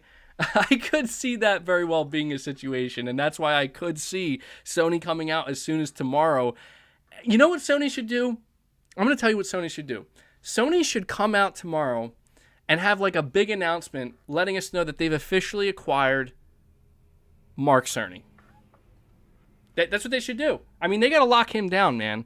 All right, people don't know this, but I don't think Mark Cerny is not actually an employee of Sony. He's like kind of freelance. So I think if Sony's smart before Microsoft picks him up, I'm like half kidding. I'm half kidding. I think that's true though. I don't think Mark Cerny, I don't think he actually is technically an employee of Sony, but he just works really closely with them. His mind is special. Yeah, dude, Mark Cerny, he's an interesting dude. I think if Sony truly wants to take it to Microsoft, though, and I'm talking like this would be going right for the juggler. If Sony wants to go right for the juggler, all they got to do is walk Mark Cerny out on stage and have him announce that he's developing Knack 3 exclusively for the PS5. And I'm telling you, in that moment, it's over. That is the death blow for Microsoft, And they got to make sure they let Mark Cerny do that little evil, creepy-looking smile he does sometimes, too, because that's it. Sony basically just beheaded Microsoft in that moment. Make it happen. Make it happen, Jim. You know what you got to do. Knack live service. Yeah, we need a live service Knack game. That's what we need. But anyway, let me get back on here. You talk about these insiders that are talking about something. I believe it, man. I'm not saying I believe what everybody's saying in the details, but I think by this point, it's like, oh yeah, I think Sony's got some things up their sleeve, and I think it's coming, and I think it's coming soon. I think it's coming very soon. I'm very much excited for tomorrow, man. I only say this because, I don't know, it's like every time we start off the new work week on Monday, right? Every time we do that, it's like you never know what to expect. You never know what's going to happen. I mean, you never know what you're going to wake up to. And, I mean, I remember when I woke up to, it was so funny. The morning I woke up to seeing that Activision Blizzard was purchased by Microsoft, I sighed so loudly. I was like, oh my God, I could not believe what I was looking at. I'm like, is this real? I was like, is this real? And I'm like, oh my God, they're actually doing this. They're actually doing this. Had to take care of that. But yeah, it's just I So somebody said, I don't know who it was, but somebody was like, Sony acquired WB. And I'm like, what? Like, that sounds pretty crazy. I don't know, man. What about Jeff's tweet? Every time Jeff puts out a tweet, it's about From Software and Kojima. I mean, I don't know, man. Aaron, do I like your profile picture? Yeah, it's a good one, man. All right, let me see. I got Severin Evans. You're saying, MBG, I'm not saying Sony is broke, but acquisitions for people like Konami is fine if they don't use their IPs anymore. With Square, they already have a deal. I mean, that's the thing, dude, is if Sony were to, like, announce they acquired Square Enix, it's almost like, so what's changed? You know what I'm saying? Like, that to me, I mean, does that mean Guardians of the Galaxy 2 would be PlayStation exclusive? That'd be sick. That was a great game. But it really does kind of make it like, Sony is already so tight with Square Enix, I don't think they have to worry about that. You know?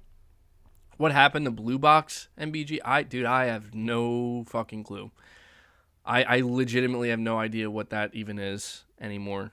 I don't know. I do not know, man. I do not know. Dude, that's what Sony's going to do. Sony's going to come out and be like, we're proud to announce that we have acquired. We're in talks to acquire Blue Box Game Studios. Let me see. Space D, you're saying Citibank owns 9% of Katakawa. Tencent owns 7%. A Japanese bank, CBJ, owns 5%. Bandai, Sony, and Samsung own 2% each. What? Jesus, that's a lot of different. That's split up in a lot of different ways, man. See, that's why I think to myself, like, how would Sony even navigate something like that? You know? How would they do that? Severin Evans, again, you're saying, also, just to be fair here, MBG, I would much rather see Microsoft, Sony, and Nintendo acquire more of the market than see Tencent, Amazon, or Google grow. Absolutely, dude.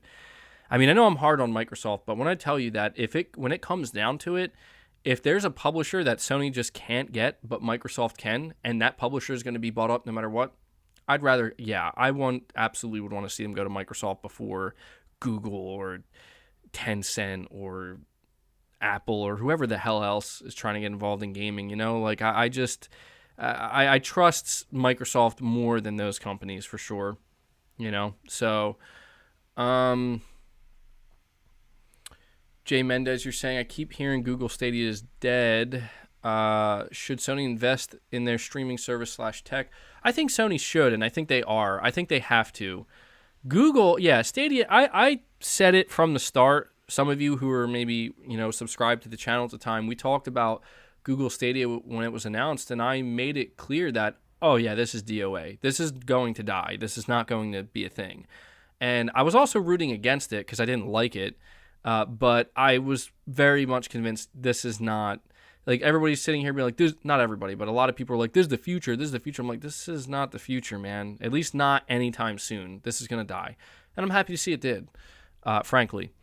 But I think Sony does need to invest in this area because they need to treat it the way Microsoft is, where it's like it's an extra thing on top of what they already offer. The thing that killed Google Stadia was that was all they offered. And people realized very quickly, well, this sucks,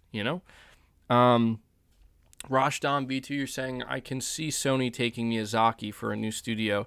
Oh, yeah, that would be a fascinating thing if Sony poached Miyazaki and basically his entire development team from Bandai and from Katakawa. That would be a cutthroat, bro. That would be straight cutthroat.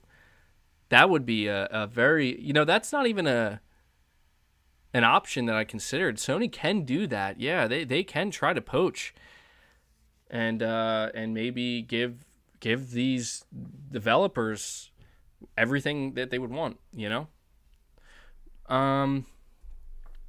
Saying, MBG, how is your son doing? Hope the little man is doing great. Well, thanks for asking, man. He is doing really good. He's a little bit under the weather right now. He's got a little bit of a runny nose, stuff. It's that time of the year. It's all, going around. But thank you for asking, man. He's doing well. You may hear him in the background occasionally, too, screaming. But let me see. Rob, you're saying Sony buys Konami, Capcom, and Square for a bag of Skittles and a Spider-Man lap dance. Happy Sunday, MEG. Hope you and the family are doing well. Thank you so much, man. That was an absurd super chat, but we are doing good, and I hope everybody else is having a good Sunday as well. Hit that like button, by the way, guys. I'm only going to ask that a couple more times because, I mean, dude, we got over 1,250 people here hanging out, which is sick. So be sure to hit that like button for me.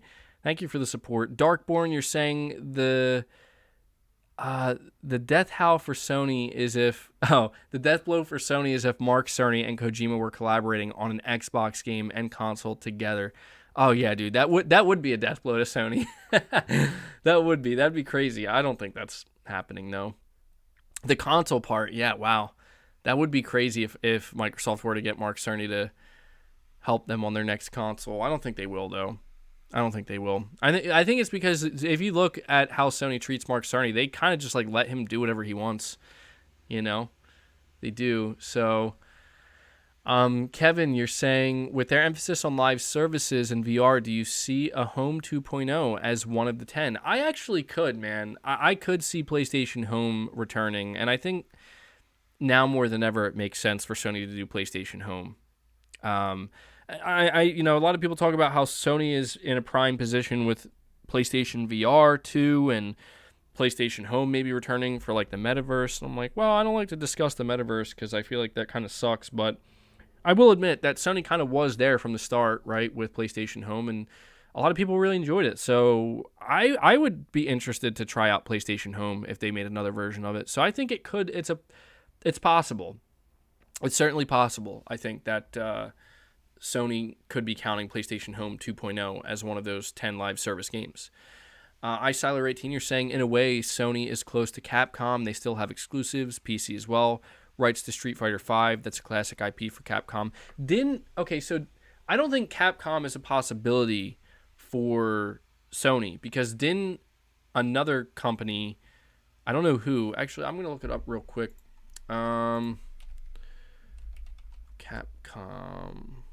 Oops, misspelled that. I know a company just invested like $1 billion. Saudi Arabia has bought a $1 billion chunk of Capcom and Nexon.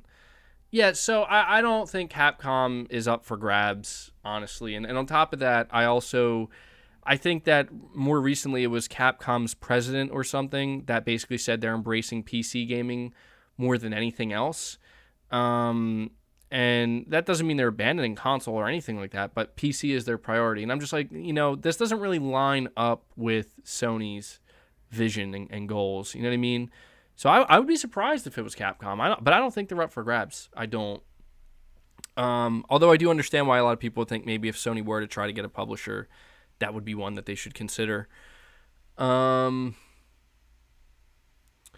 You see, Josh Z, you're saying regardless of any future purchases, Sony will do more with theirs than Microsoft does. That's one thing they have in common with Nintendo is proven developer talent and sustained success with franchises. I do agree, man. That's the one area where I will be hard on Microsoft no matter what. I have to be hard on them because I know that Xbox fans have like a renewed vigor and excitement, as they should. I mean, when you got your favorite platform out here buying publishers, yeah, of course it's going to be exciting. But one of the reasons I've always been so hard on Xbox is because to me it just seems like they are just not good, just straight up not good at creating new, impactful, meaningful IP and franchises. And it just seems like they practically have not given up. It's just I think they've just decided that they're just going to go out and buy more so than focusing on creating. You know what I mean? I was pretty shocked. I noticed that when Microsoft announced, hey, we have a brand new AAA studio, a quadruple A studio, right, that we're building from the ground up, that being The Initiative. And I was like, oh, this is going to be awesome. They're going to create a new IP. And they're like, we're doing Perfect Dark. And I'm like, what? I'm like, what? You have a whole brand new team here. The sky's the limit. You're not going to make a new IP? And that shocked me. And I'm like, what? Why? And this is where it's just like, I don't I just don't believe in Microsoft's creative ability. They don't have the creative chops that Sony does. And I do agree, Joshy, with what you're saying. Like this isn't like a flex on Microsoft or anything. It's not like a console war thing. It's just, I think objectively speaking, there's just a creative difference between Sony, their studios, the way they operate, and the way they cultivate their talent versus the way Microsoft does. And this is why when people always ask me, like, dude, how come you don't play on Xbox? Like, why don't you go try out their games? And I'm like, dude, because it just doesn't interest me. Like, it's not even me trying to be rude or being like, because Xbox sucks. Like, no, it's not that. It's just, like, genuinely, it used to interest me. And I felt like during the Xbox One generations, Microsoft really did try, and they failed. And I think that it was like, that's why I liked what Xbox was doing during that generation, because it did seem like they were trying. Even though they were failing, it seemed like they were trying. But then, like, it just got to a point where it's like, okay, Crackdown 3 traumatized me. Dude, it did. I was like, oh my God, I can't. I was like, I can't. Look, Microsoft, it was good while it was good, and it's gotten really bad. I gotta go, man. I gotta go right now. I gotta go play some Last of Us. It's funny, but that's kind of what it was like. Yeah. Let me see. But yeah, no, I do agree with what you're saying, Josh. Baldy McNosehair, love that name, says, when is Sony's next event? I think that's a good question. I'm going to predict right now. I'm going to predict that Sony's next event is either going to be this month or next month. I say this because they just opened the website for the official website for PlayStation VR 2, and I think people forget that Sony's going to have some type of an event for PSVR 2. They're going to have to show off the headset, hype people up. They're going to have to show the games more than anything. And I'm like, the clock's ticking, and I just get this feeling. I get this feeling that I think it was Tom Henderson. He's been pretty reliable. He was correct about the media event for GT7. He was correct about the media event for Ghostwire Tokyo. And I think the last he heard, or what he said, is from what he heard, there's going to be a bigger event later in March. And I can see that. I think that's like, if you think about it, that's kind of like the perfect time for Sony. I mean, June is obviously another great time, but I don't know. Then again, a March event does seem kind of early, doesn't it? That does seem kind of early. So I'm just predicting that it's going to be, I know that sounds like such a cop-out prediction, like, oh, either this month or next month. Like, I could just keep saying that perpetually, but, I do think that Sony has, the time has come, man. I mean, let's be real right now.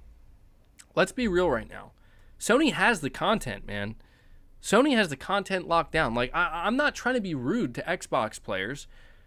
I'm not when I say this. I'm just saying, like, this is legitimately one of the reasons why I'm still just not interested in Xbox right now is I don't see many games lined up for Xbox anytime soon. I mean, people talk about Crossfire X, and I'm like, okay, sure, but what? That's it.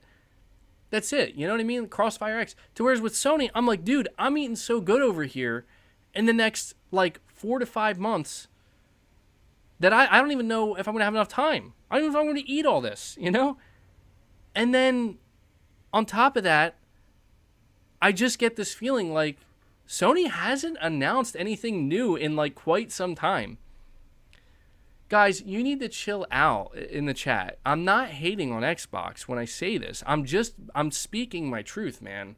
I'm sorry if it comes off as hate, but I'm not hating. I'm just being honest when I say, look, it's like people ask me all the time, like, oh, what about this? What about that? I'm like, dude, I can't even, like, people who are upset about Sifu right now, I can't even be upset about it because I'm like, dude, I got to play Dying Light. So if I can't play Sifu because it's not ready to be downloaded, well, fuck, I can play Dying Light. Because once Sifu's out, how am I going to play Dying Light? And then Horizon's coming up. What am I going to play then? And then after that, you know what I mean? That's all. I'm not trying to hate. I'm just simply trying to say that Sony's in a very good position right now, man. And I am just very fascinated and interested to see when they're going to start announcing new games again, because I feel like they have so much in development that we have yet to see, and I've been saying this ad nauseum every single month. I feel like it's been going on for like 7 or 8 months now. I'm like, I know Sony announced Spider-Man 2, and they announced Wolverine, but that's not a whole lot. It's big. Oh yeah, it's big. KOTOR remake, a partnership with Spire. Yeah, big stuff, man. But I mean, you guys have not really shown anything new. You got must have a lot cooking. So I think it's gonna happen soon, man. I hope it does. I'm excited for the next Sony event. I mean, I'll be excited for any Sony event. I just you can clearly see they come out here with a state of play for Forza Horizon. Forza Horizon 7. Oh my God. Sony's making Forza Horizon 7, guys. They're just skipping right over 6, and Sony's making it. You're saying Sifu is up now? Awesome. Sony had a state of play for Gran Turismo 7, and right after that, the next day, they have another one for Ghostwire Tokyo, and I'm just like, damn, like Sony really has 20. What's the second half of this year look like? What does the second half of this year look like? All right, let me see. King Beans, nice name. You say, hey MBG, do you see Sony bringing back some of their older franchises like Sly Cooper or Infamous in response to the loss of Crash and Spyro? I do. There were multiple rumors for some time now that both of those games are coming back. That Sony is bringing back Sly Cooper and Infamous, and they did greenlight these games. So I absolutely do think now more than ever, if Sony wasn't already greenlighting some of these classic games to come back, I think that they definitely are now. But I think that they already have. Everybody's telling me that Sifu is fixed. Although somebody else says Sifu is definitely not up yet. Maybe it's rolling out. For at this point. But I see more people saying it's fixed than it's not. So, thank God. All right, awesome. I'm going to be able to play it today. All right. That's good news. They were probably listening to my podcast, and they're like, oh, man, did you hear that? MBG is going to be pretty upset. He's going to be pretty upset if we don't get this fixed by the time he's done. We got 3 hours, people. Get it done. I see some people still saying it's not fixed. Well, we'll see. So D-Doc, you're saying, bro, I'm downloading Sifu. I think they fixed it. I guess it's rolling out. It has to be rolling out, right? Darkborn, you're saying Phil wants to just buy publishers to be autonomous and collect money from Game Pass while his studios do almost nothing. Perfect Dark is being made by Crystal Dynamics 2. I forgot about that, actually. They just want to be lazy. I mean, I don't know if I'd call it lazy. I think it's more along the lines of they're just playing it, I guess, as safe as they can, if you think about it. You know, Phil Spencer, believes in Game Pass. What's the easiest, safest way to grow Game Pass? Let's just buy a bunch of stuff that people love already and make it exclusive to Game Pass, and Xbox. And I mean, that's why people are like, you said you wanted Microsoft to compete. I'm like, yep, that's exactly what I meant. I wanted Microsoft to come out and buy publishers. That's what I meant by competition, obviously. Oh, man. Anyway, but yeah, thank you for that, Darkborn. 18 May, you're saying, any chance you try Starfield? It's a possibility, man. I'm not leaving it completely off the table. I want to see the gameplay. I'm going to be totally honest right now. If Starfield really is basically just the Elder Scrolls in space, I'm going to have zero interest in it. I have never been into Bethesda's RPGs. I just haven't. And it's interesting because one of the studios that Bethesda does have that I'm really that I do like a lot is Tango Gameworks. And I heard recently that apparently they originally pitched Ghostwire Tokyo as the Evil Within 3, and I don't know if they mean that by like it would have been the same game, but I loved the Evil Within 1 and especially the Evil Within 2. I really wish that instead of getting Ghostwire Tokyo for PS5, we were getting the Evil Within 3. But that's why I'm interested in Ghostwire Tokyo. And if the Evil Within 3 is ever made, by Tango Gameworks, and it's like exclusive to Xbox, oh yeah, I'll be playing that for sure. But a game like Starfield, I have to see the gameplay, and I have to see what I feel like a game like Starfield is one of those titles where I'm actually more interested to see how the community reacts to it, Because I'm pretty sure I'm not going to be interested in it. Like, I'm pretty confident that Starfield's not going to be my cup of tea. But I'm open to being wrong. You know, I'm going to certainly be paying attention to the first gameplay we see. Darkborn, you're saying they will have a PS5 game event sooner and PSVR event in summer, I believe, after the next few games are shown off for the base PS5, PSVR after. That would be an interesting course of action, actually, if Sony... Actually, that would make sense, Darkborn, now that I'm thinking about it, because Sony might want to separate, like, okay, here's our PS5 game showcase, right? Just for PS5 games, no VR talk. So we show you the games, get you excited for the games, let you know it's coming, some stuff that's coming this year, some stuff that's coming next year, get people excited, and then maybe a month or two later, or even 3, then you do a dedicated VR event, so that way you can kind of separate it and make it its own thing. I could see that. Yeah, that actually would make sense. So that'd be pretty cool, man. That'd be pretty cool to have 2 events like that for PlayStation. Excuse me, guys. Space D, you're saying, considering PlayStation comes from a long drought, yeah, Xbox 2022's first half is dry, then it's going to be the same all over again, but 2023 is a flood year. Well, that's the thing, dude, is it seems to me like even though Xbox is still kind of struggling, I've even heard some of the most hardcore Xbox fans make this complaint with Microsoft, where they're like, how come it just seems like Microsoft only likes to release games in like the last 3 months of the year? What about the rest of the year?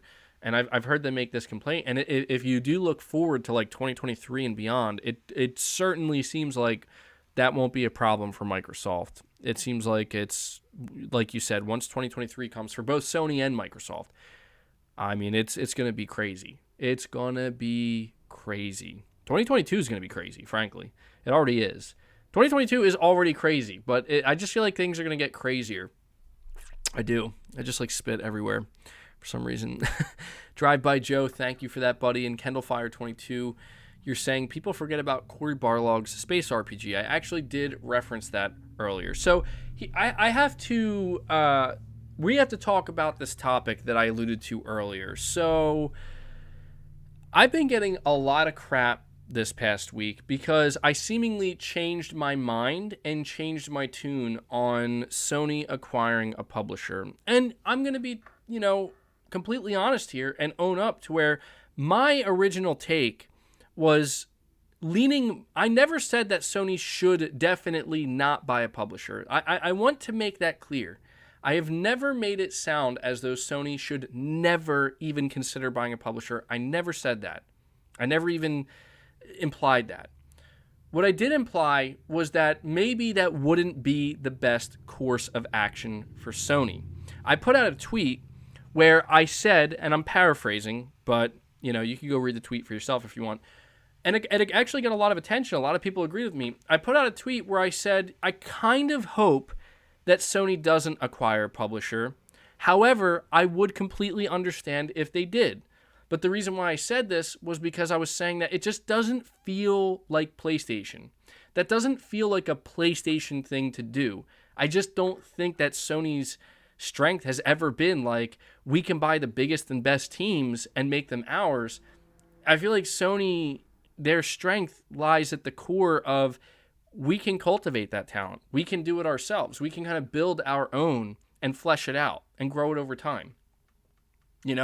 And people got so upset because I also put out a tweet just a couple days later where I was like, do it, Sony, where I came across this image of Sony acquiring, it's like a mock image that somebody made of Sony acquiring Konami. And there was Silent Hill, Castlevania, and Metal Gear Solid. And, people do what they do best, and they threw a fucking fit, man. They're like, you're such a hypocrite. And I'm like, what? Can we, chill out here? Just because I'm saying that I kind of hope Sony doesn't buy a publisher, and that I also said in that exact same tweet, I would understand if they did. That doesn't mean that if Sony were to announce that they acquired Konami, I'd be like, well, fuck you, Sony. This sucks. I can't believe we did that. Hell no. I'd be like, damn, that's crazy and good. Let those IP live. But I wouldn't be sitting there like, oh, and you know what? I also want to make it clear that, yes, people are coming at me like, you're a hypocrite. Or, hold on. Whoa, wait a second. Hold on. maybe I changed my mind. Did you know people can do that? Did you know people are allowed to be given new information and then change their perspective and change their point of view and change their stance on things because of that new information that they were given? Now, my whole thing with Sony acquiring a studio, I will admit, I have gone back and forth on this, and I've had a hard time making up my mind, which I get people are going to make fun of me, and that's fine. You know, like, I will admit, I do come off as pretty indecisive. That's illegal. Yeah. But the reason for this is because I kind of don't know. I don't know what Sony should do. That's why I kind of sound like this, because I cannot fully get behind the individuals who are like, I'm completely against industry consolidation. I'm completely against Sony buying a publisher. That would be terrible. I can't get behind that because my mindset when I think of that is, but if it's going to happen anyway, right? Like if industry consolidation is inevitable and it's happening and it's not going anywhere, why shouldn't Sony get in on that? Why shouldn't Sony get a couple pieces of that pie? Why should Sony just sit back and be the good guys and just let everybody else buy everybody else up?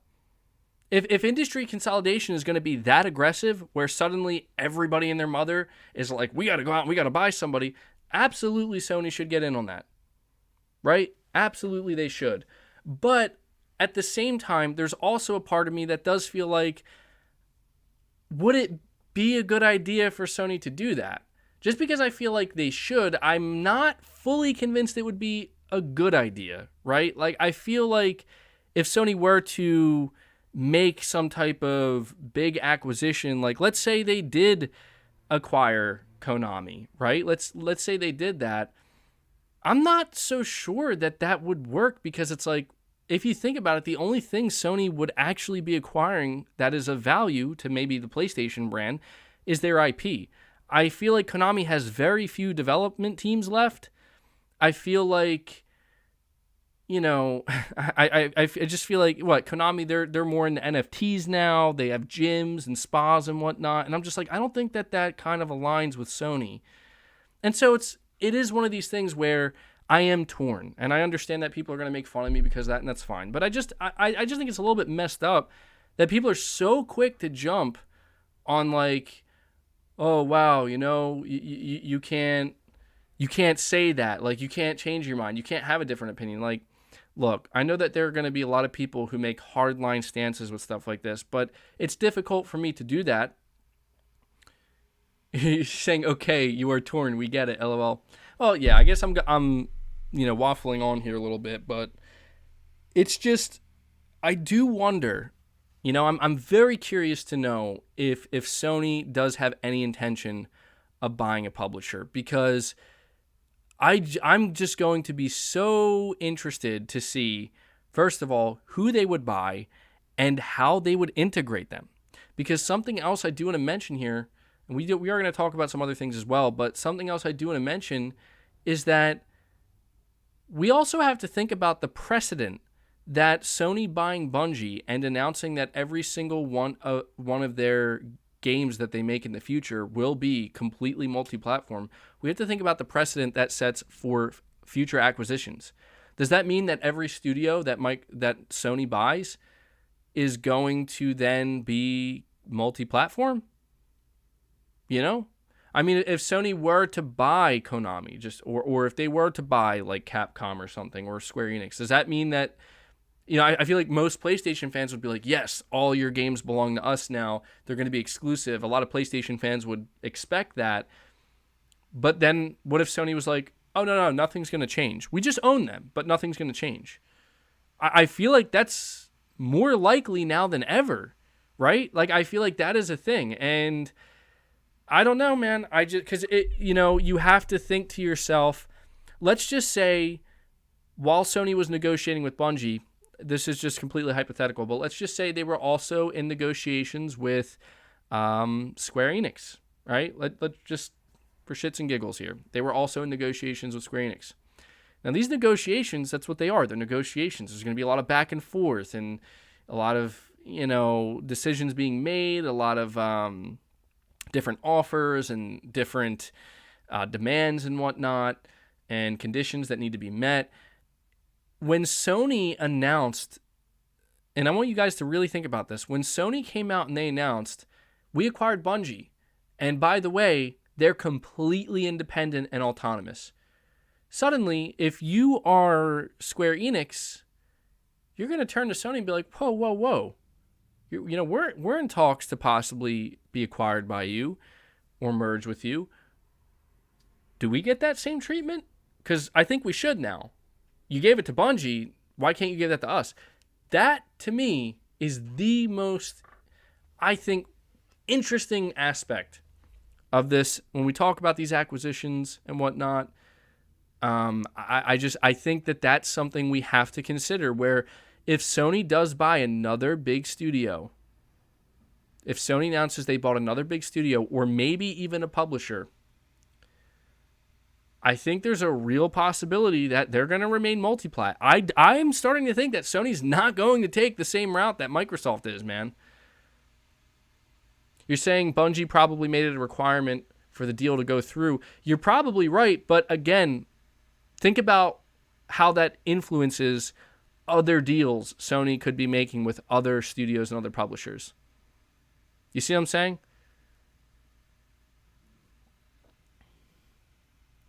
You're saying MBG Alana Pierce, who was also trained in marketing, explained even the language in Bungie's press release is furiously negotiated, and they fought for assurances on independence. I mean, dude, this is what I'm saying. The way Sony made this deal with Bungie, I think, is setting a tone. I do. I think it's setting a tone for what to expect going forward with Sony and future acquisitions. And so I guess that, this is got maybe a little bit sidetracked here, but just getting back to what I was saying, where it's like, yeah, I'm going to change my mind with the whole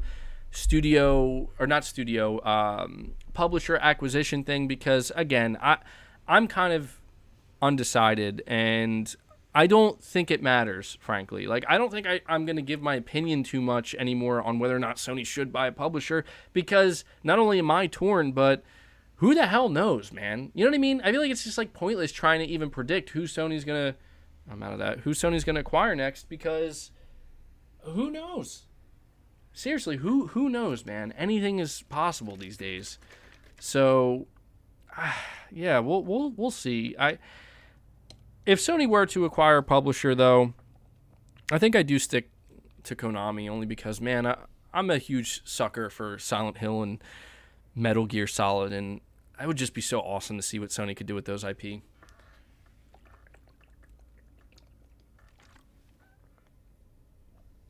You're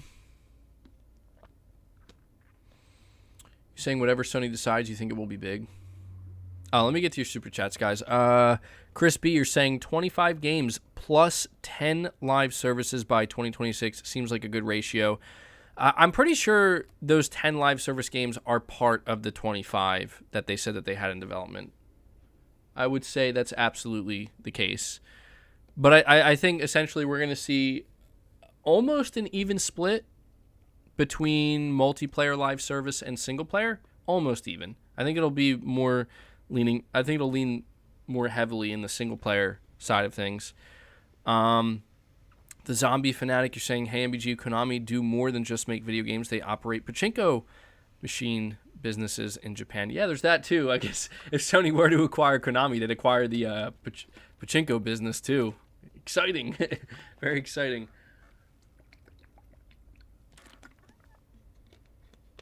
Okay, so with that being said, I do want to move on to the next large topic that we have to discuss. Just to put a bow on this topic regarding acquisitions and Bungie, I think we covered a lot here so far. I do think we covered a lot, and I think I'll end it by saying I think Sony absolutely is going to announce more very, very soon. I would not be shocked. I would not be shocked if come tomorrow Sony announces something else, or next week, or this month. But I do think Sony's next acquisition, more than anything, This is the final thing I want to say regarding this topic. I think Sony's next acquisition, more than anything, assuming it's like a video game studio or maybe even a publisher, assuming it's more for the PlayStation brand, I think it will be possibly the most revealing to date. I feel like we learned a lot about Sony and their intentions and their aspirations when it comes to where they plan to grow, how they plan to grow, their mentality behind bigger acquisitions. But I think whoever that they announce next, if it's not a small studio, if it's like a bigger studio, kind of like on the level of Bungie, I think it will give us even better insight into their plans and what they plan to do. Because I feel like when Sony bought Bungie, a lot of people were like, oh, Sony isn't messing around. But what else are they going to do? Because surely it's not just Bungie. And I think, whoever they announce next will give us a pretty good indication of that. That's my hope anyway. Pretty good indication of just how serious Sony is about the acquisition side of things and what they're truly trying to achieve here in this space. Because I will say that even though Sony, specifically Jim Ryan, says that they have more acquisitions coming, they're not done, they have more moves to make, they're still being pretty vague about those moves exactly. Like, yes, they've talked about organic growth, they've talked about buying studios and developers that fit within their goals and what they're trying to achieve growth-wise, but they also seem to be very cagey when it comes to revealing anything more than that. So we'll see. We'll see what those many moves end up being. But the next topic we do have to talk about, because this is a big one, guys. We've talked about it a little bit now, but we really got to dive into this. Sony revealing to their investors that they have 10 live service games. This is quite the topic within the PlayStation community because, people are absolutely torn with this. There are a lot of people who hate this. They despise this. They are upset about this. They think that Sony is making a very, very bad decision. There are also many people who think that this is a good thing. Now, I actually put out a poll, which I'm going to refer to here because I want to give you guys the ratios. Give me 1 second. Okay, so I put out a poll 4 days ago, and I said, how do you feel about Sony's push into live service games? As of right now, it has 17,000 votes, so it got quite a lot of votes, and there were 3 options you could choose from. Option 1, I think it's good. Sony needs more multiplayer and variety. Option 2, don't care as long as they keep making single-player games. And then option 3, I think it's bad. Sony shouldn't focus on live service games. Now, these results were pretty surprising to me. 33% of people said, I think it's good. Sony needs more multiplayer and variety. 57%, which is the majority, said, I don't care as long as they keep making single-player games. And only 10%, this is the part that really surprised me, only 10% of these votes said, I think it's bad. Sony shouldn't focus on live service games. I was fully expecting that number to be significantly higher than 10% because I just feel like maybe people are not fully... Well, I guess if anything, these poll results reveal that maybe people do understand what Sony's going for here. Maybe people do understand that Sony is not looking to abandon their single-player games when they have some successful multiplayer. Sony is not going to just sit back and let other publishers and let other developers create the next big live service games, the next big multiplayer games. And the most important thing I do want to reiterate to all PlayStation fans is for anybody who thinks that this is something new for Sony, it's not new at all. You need to look at PlayStation's history a little bit more closely. Starting with the PS2, even games like SOCOM on PS2, Sony was there on the ground floor, day one, in the early days of multiplayer gaming, with games on console anyway, with games like SOCOM, But specifically during the PlayStation 3 era, which a lot of people say they loved Sony during the PlayStation 3 era, we cannot forget that Sony was very much all in with multiplayer games during the PS3 era. Now, let me ask you, when Sony was making all these multiplayer games, did they stop making single-player games? No, they didn't. If you look back to the PS3 era, a lot of people look back really fondly and think, wow, you know, some of the best games that were ever made, ever put out, came during the PS3 era. Yeah, I see people talk about MAG, Warhawk, SOCOM, Killzone. Wasn't MotorStorm online as well? Yeah, here we go. Fraction, SOCOM, Killzone, Twisted Metal, PS Home, all live games. The only difference between the PS3 era and what Sony is doing now is during that time period there was not really an emphasis on live service games, because live service games weren't really a thing. They weren't looked at that way. They were just looked at as multiplayer games. Live service games really became a thing last generation when Sony wasn't involved in it. You know, Sony really wasn't involved in making live service games. So they're just kind of going back to their PS3 roots here with what they're doing with these 10 live service games.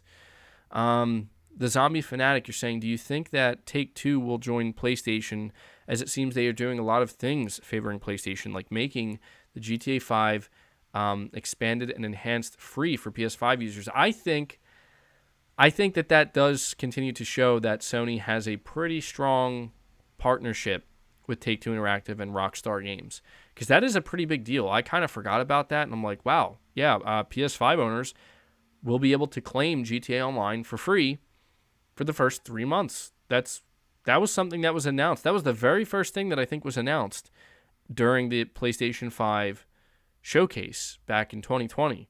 So I think it does show that Sony very well might end up having the marketing rights to GTA 6. And oh my God, that's going to be fucking huge.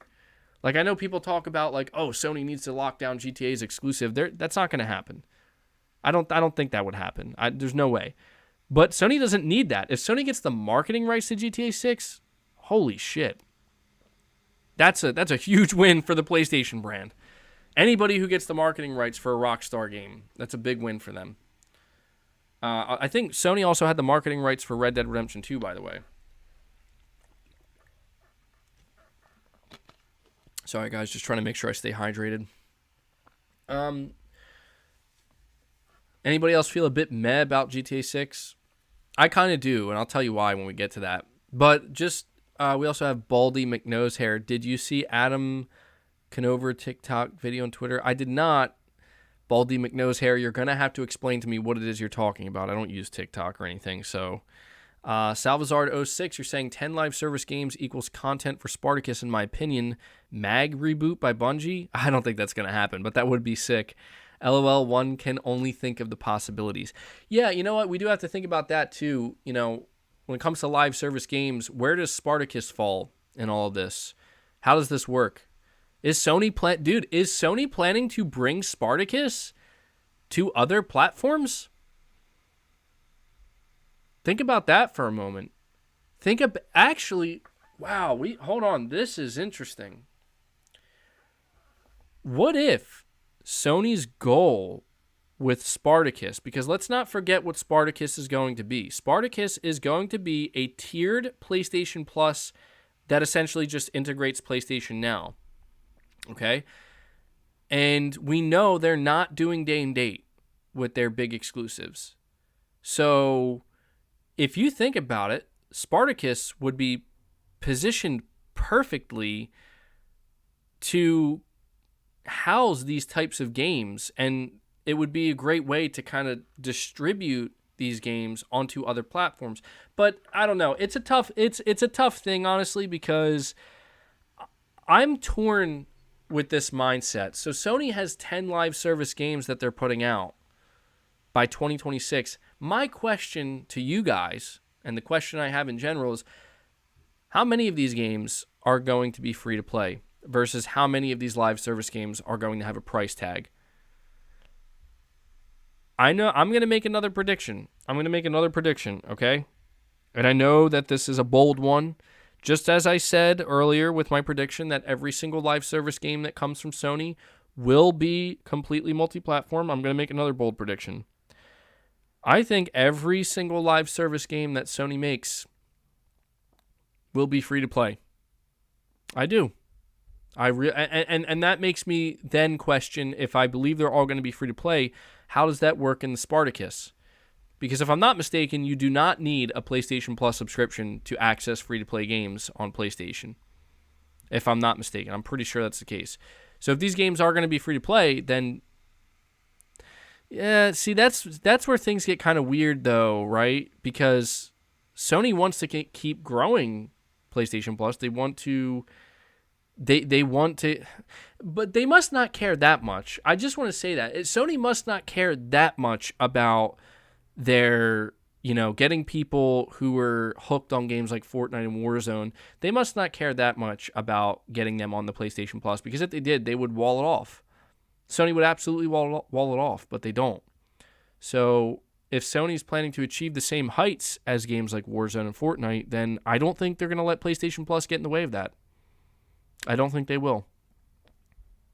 Thermal... Genix, you're saying, if Sony has more acquisitions, do you think one could be announced at the VR event sometime this year?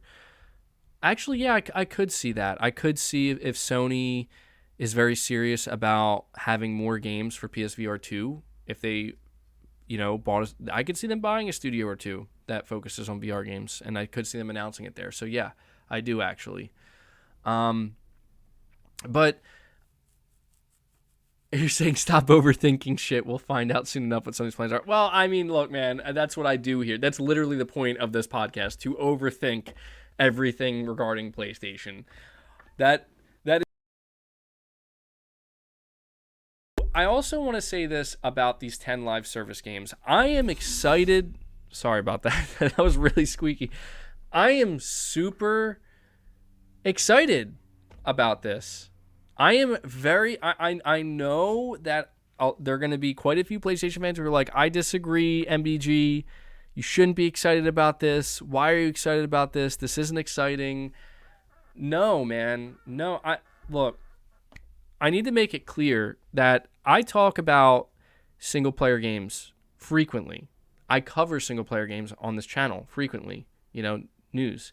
Some mic issues for a few seconds. Yeah, that was the squeaky...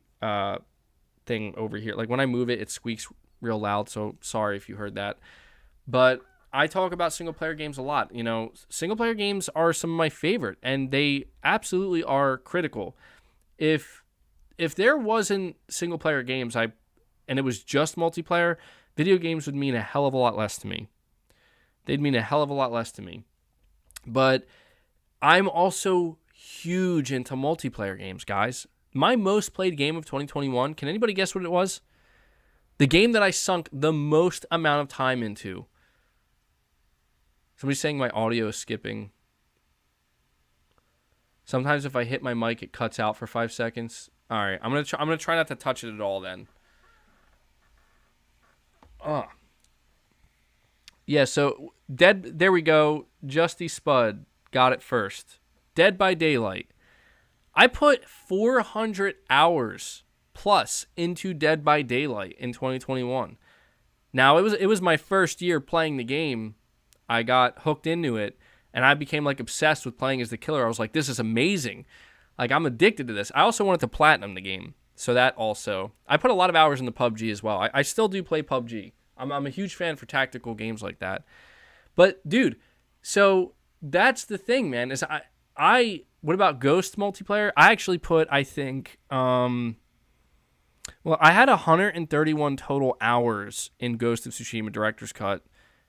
So I'm going to say I probably put about 30 to 40, maybe that's too much. I want to say about 30 hours into Ghost of Tsushima's multiplayer, roughly. It could be more than that. I'd say between 30 and 40 overall. You're saying that's slightly worrying?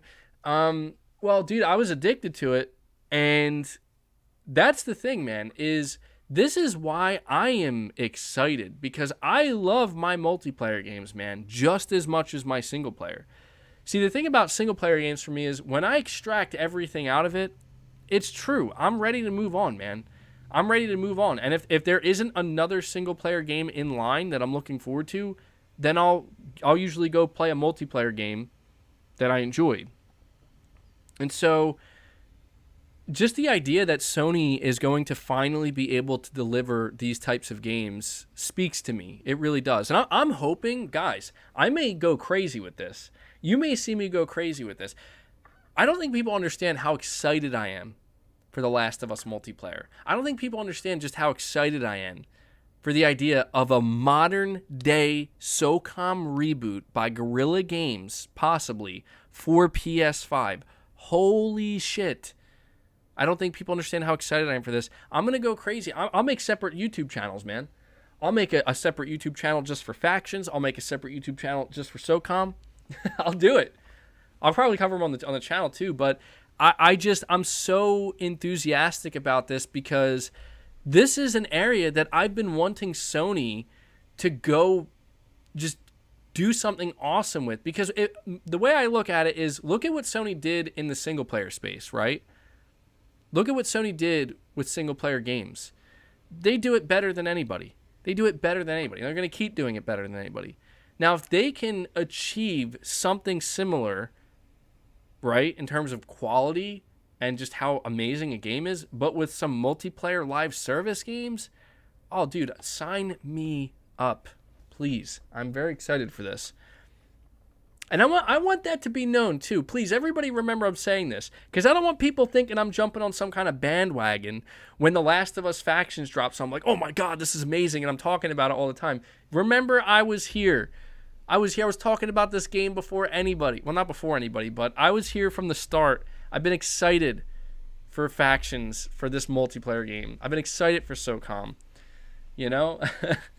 And I want to know what else they got. Dude, this game from Deviation Games, I'm not going to front. I put a lot of time in the Call of Duty over the years, man.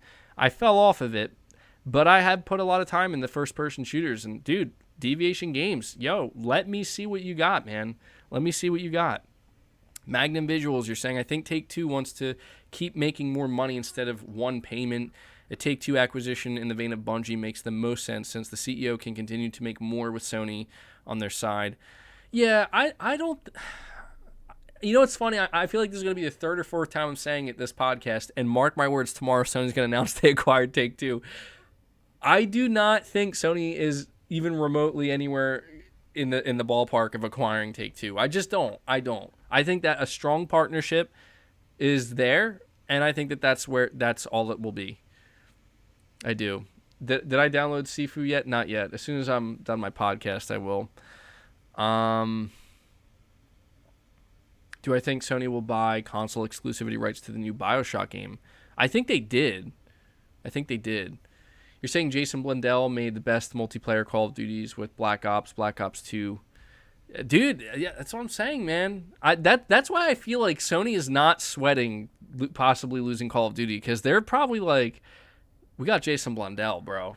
We got Deviation Games. We're going to make our own Call of Duty, you know? Oh, speaking of which, I actually want to mention this to you guys. There is the leaker over on Twitter known as Oops Leaks. He actually gave us some information about Deviation's title. So he tweeted this 22 hours ago. He says Deviation Games are working on a world-class first-person shooter that is planned to be supported for years, if not generations. The project will receive many game modes, including heavily story-driven single-player campaigns. I'm going to say that again. Heavily story-driven single-player campaigns and multiplayer aimed for both arcade modes and competitive ones. This project is ambitious, but is in the early stages of production, so things could change a few more times. The first official information should be expected within a year, and the release of the game is currently scheduled for 2024.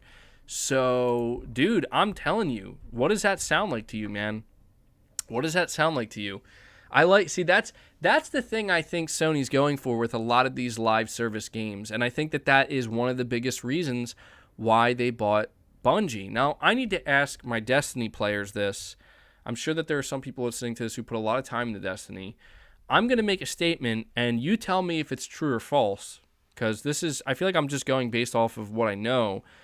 I feel like Bungie is looked at as one of the best live service storytellers, right? Am I wrong in that? I don't know. I'm looking to for you guys to let me know in the chat, because I know that they struggled at first with like the very first 1.0 version of Destiny, but they've improved dramatically since. And that's kind of like the vibe I get from Bungie, where they're really good live service storytellers.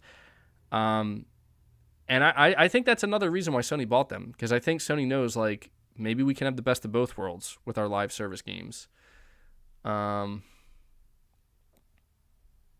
It seems like a lot of you guys are agreeing with that and backing it up. They've gotten a lot better. Devil Lake 47 says, if Sony wanted to shock the market, the highest tier would be a standalone thing, allowing non-PS Plus players to benefit from Sony's exclusives. I mean, I would, yeah, that would be interesting, man. That would be interesting. That's the thing. I feel like we've been talking about Spartacus for a while, but none of us, nobody really knows other than Sony, like, what they're really going to be doing with this. So, I don't know, man. That would be shocking, though. That would shock the market. I agree. Let me see. So, yeah, you know, I know I'm gushing a lot. Like, I know a lot of people are going to be like, wow, man, you're over here talking about your excitement for live service games. And dude, I am, man. I am. You know, I've said it so many times, and I will always say it. I don't want to see Sony ever get to a point where they're so successful with multiplayer and they're so successful with live service games that they're like, you know what?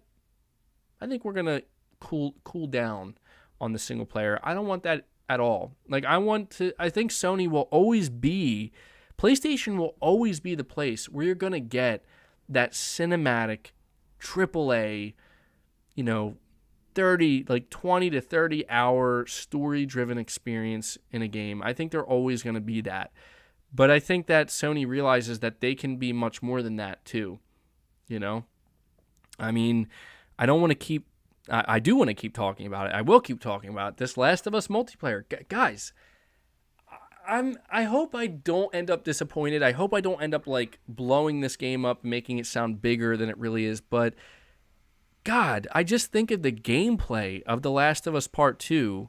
I think of the attention to detail. I think of the brutality of that. I also think about Factions 1 and how that was something that was not really made with the biggest budget in mind. It certainly wasn't made to be a game as a service, but it was so well done. And I'm like, dude, I want to see what Naughty Dog, okay, one of Sony's, there we go. I see you, Vinny. Rainbow Six Vegas 1 and 2 reboot. Oh, hell yeah.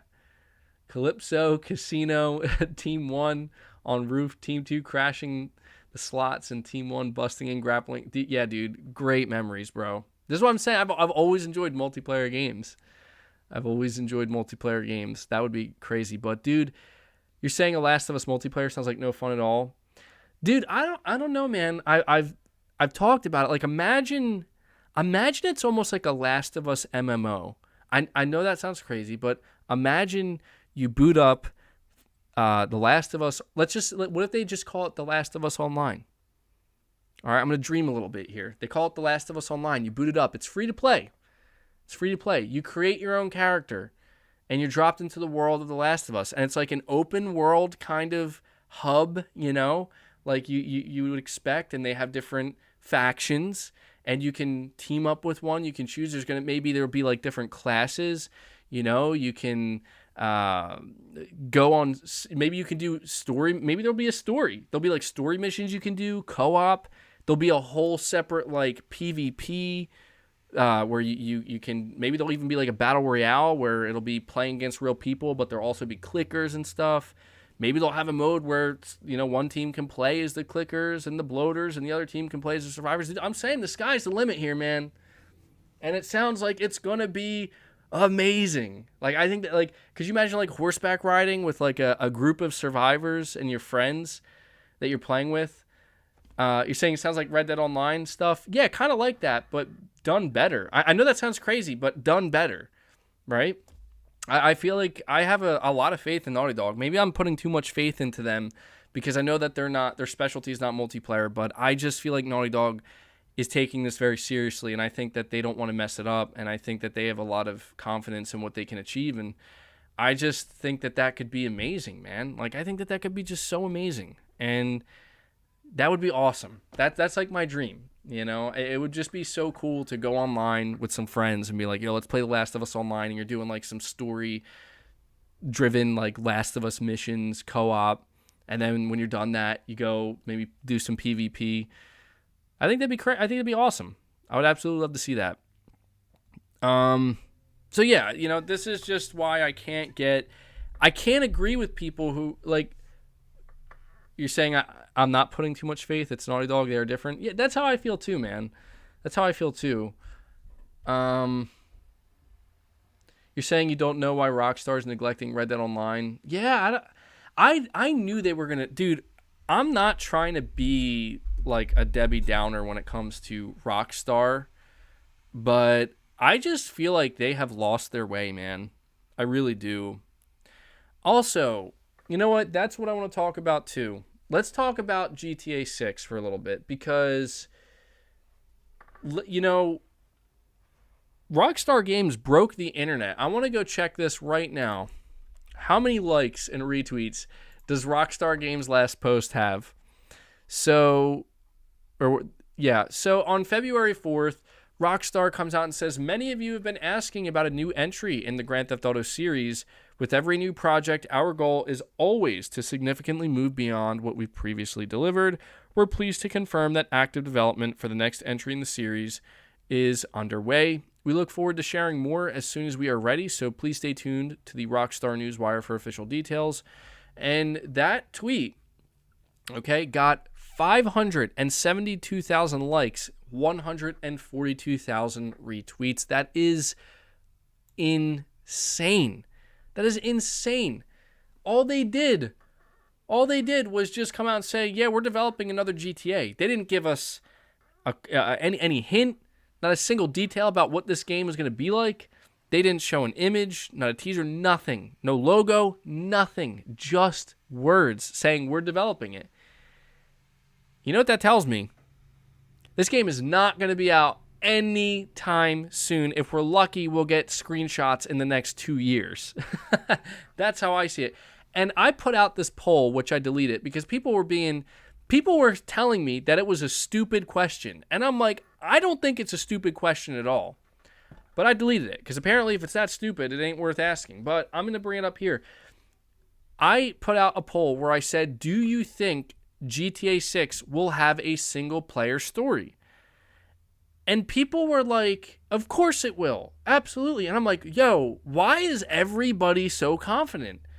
What has Rockstar done recently to give you any hope whatsoever that you're going to have a standalone single-player story in GTA 6? Because I'll tell you what they've done more recently. The opposite of that. What Rockstar has done is instead of releasing single-player DLC for GTA 5, they released a new free DLC that is the continuation. It picks up after the story of GTA 5 with Franklin and him becoming like a music producer or something like that. And it's within GTA Online.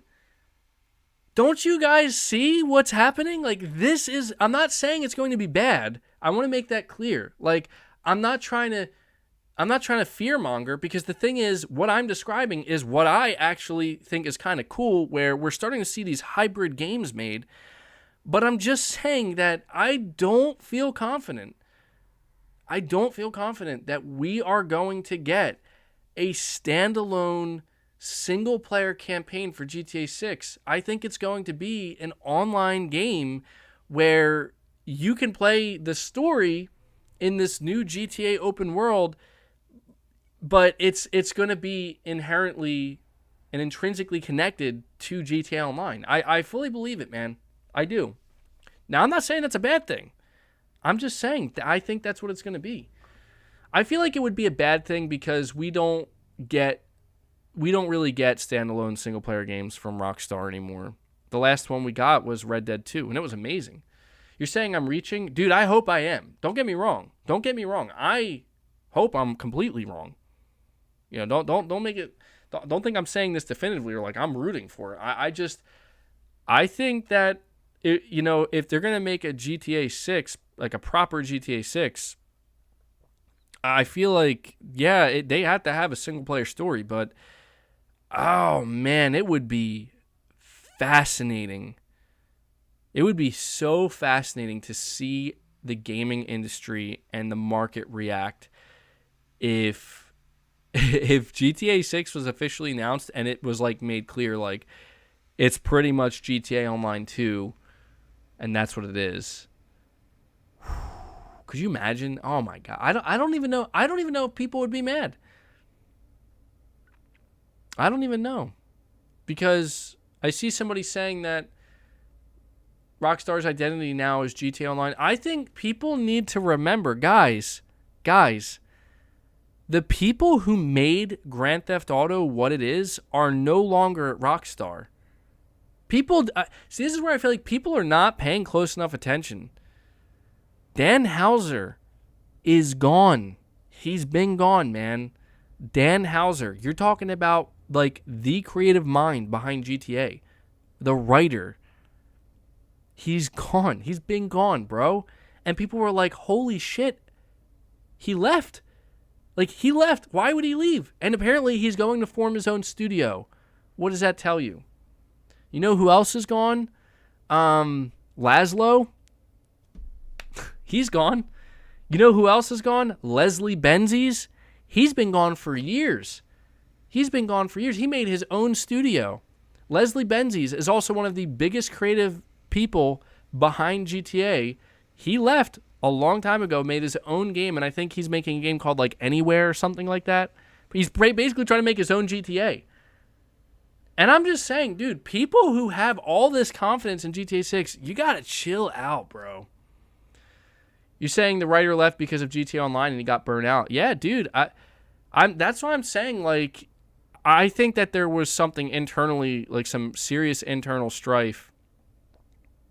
You're saying, didn't Amy Hennig leave Naughty Dog? Did that hurt them? Well, look, I know I sound like I'm fear-mongering GTA 6, and I'm not trying to make it sound like let's be real right now. I want to make one thing clear. GTA 6 could be literally anything. It could be anything. And I mean anything. And it's going to be like the most successful game ever. It doesn't matter what GTA 6 is. It's going to be the most successful thing ever. But putting that fact aside, I am prepared. Is all I'm trying to say is I am prepared for Grand Theft Auto 6 to be something very unexpected. That's all I'm saying. I'm prepared for it to be a surprise. Not a bad one, just a surprise. And I'm okay with it, you know? I'm okay with it. I've accepted a long time ago that Rockstar is just not who they used to be. You know? They're just not. I've accepted that Rockstar Games is just not who they once were. And it's okay. You know, things change. And I'm expecting that GTA 6 will be a little bit different than maybe whatever I imagined in my head. But it'll be exciting. You know, it's hard not to get excited about GTA 6 because you know what I'm thinking? So, some people were joking around. They're joking around and be like, yo, imagine if GTA 6 is cross-gen. And I'm like, excuse me? Come again? Don't even joke. Don't even joke about that. Why would you say that? No. You know? I feel like GTA 6 is absolutely a game that has to take advantage of the new consoles. Absolutely. Yeah, things change, man. Things move on. Things change. I don't expect GTA to stay the same exactly, but I will be honest. I don't. You're saying, man, talk about abandon. I can't, man. Like, what do you want me to say about it? What do you want? There's nothing to say. Sorry, I have to move my mic a little bit. Sorry if I just cut off the audio, but my whole thing is I did not like what happened to GTA because I played GTA 5. I was there at launch. I was just as excited as everybody else. I thought the story was awesome, you know, and I was really excited about GTA Online. And then I like kind of got really bored with it. And then I saw that they kept updating it, and I went back to some of the updates, and I'm like, and I don't know. They just couldn't hold my attention. However, I don't know. Maybe I'll go back to GTA Online since it'll be free, and I'll see what's changed. But I just feel like Rockstar. I guess what I'm trying to say is I feel like I don't know what to expect at all with GTA 6, and I'm not willing to sit here and create a sense of, oh, well, I'm sure there's going to be a single player story, or I'm sure it's going to be this. I have no idea. You're saying be careful on flying motorcycles? There's flying motorcycles? What? Is that a joke? You're probably right. There probably are. GTA 5 is nothing but a shell of its former self. I mean, and especially after seeing the way they treated the GTA trilogy, I'm sorry, man, but I feel depressed when it comes to Rockstar. After seeing how they treated the GTA trilogy, how it was like Take-Two just kind of treated it and Rockstar treated it like a cash-in, and they just didn't care about the quality. I'm like, God, man. And this is why I understand. I guess, if anything, this helps kind of dull my excitement. This dulls my excitement for the 10 service games from PlayStation, because this is where I do get nervous that I do not want to see Sony go down this road. If this is the road that they end up going down, I hope Sony avoids this. Next update, they'll give us flying houses. That'd be kind of cool. I mean, that would be pretty interesting. But I don't want to see Sony fall into this trap where it's like, we make these games and they're multiplayer and they rake in revenue so constantly. Yeah, I've seen the Red Dead Online community basically crying out, and Rockstar and Take-Two just don't give a shit, dude. They don't give a flying fuck about Red Dead Online. They just don't. Because why would they? It's not making them anywhere near as much money. People are not as interested. I don't know. I feel bad because it's like, apparently it's just going to be GTA, man. Maybe. Saying Red Dead Online was born dead. Yeah, I don't know. I did actually try to get into Red Dead Online when it first came out, and it was pretty boring, man. Like, I was like, sheesh. Really, like, nothing to do. Did I like Red Dead 2? Yeah, I did.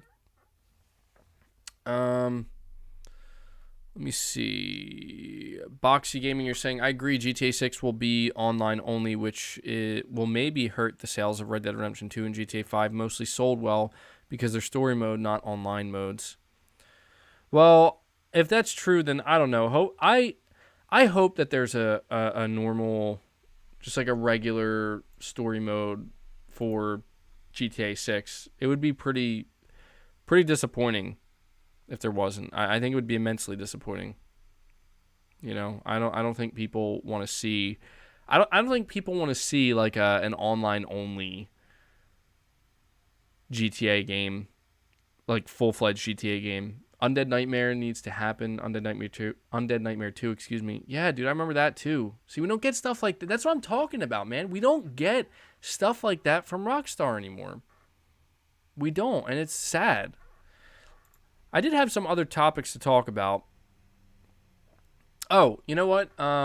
Before we move on from the live service topic, I want to run down the 10 live service games, by the way, that Sony likely is referring to in development. 1, The Last of Us Factions from Naughty Dog. 2, Gran Turismo 7 from Polyphony Digital. 3, Twisted Metal from Firesprite. 4, Guerrilla Games' second multiplayer title, which a lot of people hope is SOCOM. A multiplayer game that's in the works at Insomniac. A multiplayer game from London Studio. A new multiplayer IP from Firewalk Studio. We have Haven Studio. Sorry guys. I gotta put some WD-40 on that. New IP from Deviation Games and the new IP from Bungie, which is called Matter. So those are the games. Those are the games. You might see my cat, by the way. It's Boss. Yeah, I had to move my mic because he had to jump up. So, yeah, Hanzo remembers. He really wants all the attention right now. You're saying for MLB, I'm overthinking it. You farted, don't blame the mic. Dude, I would hope my farts don't sound like that, man. I wouldn't be able to go out in public at all. Do I have a cat?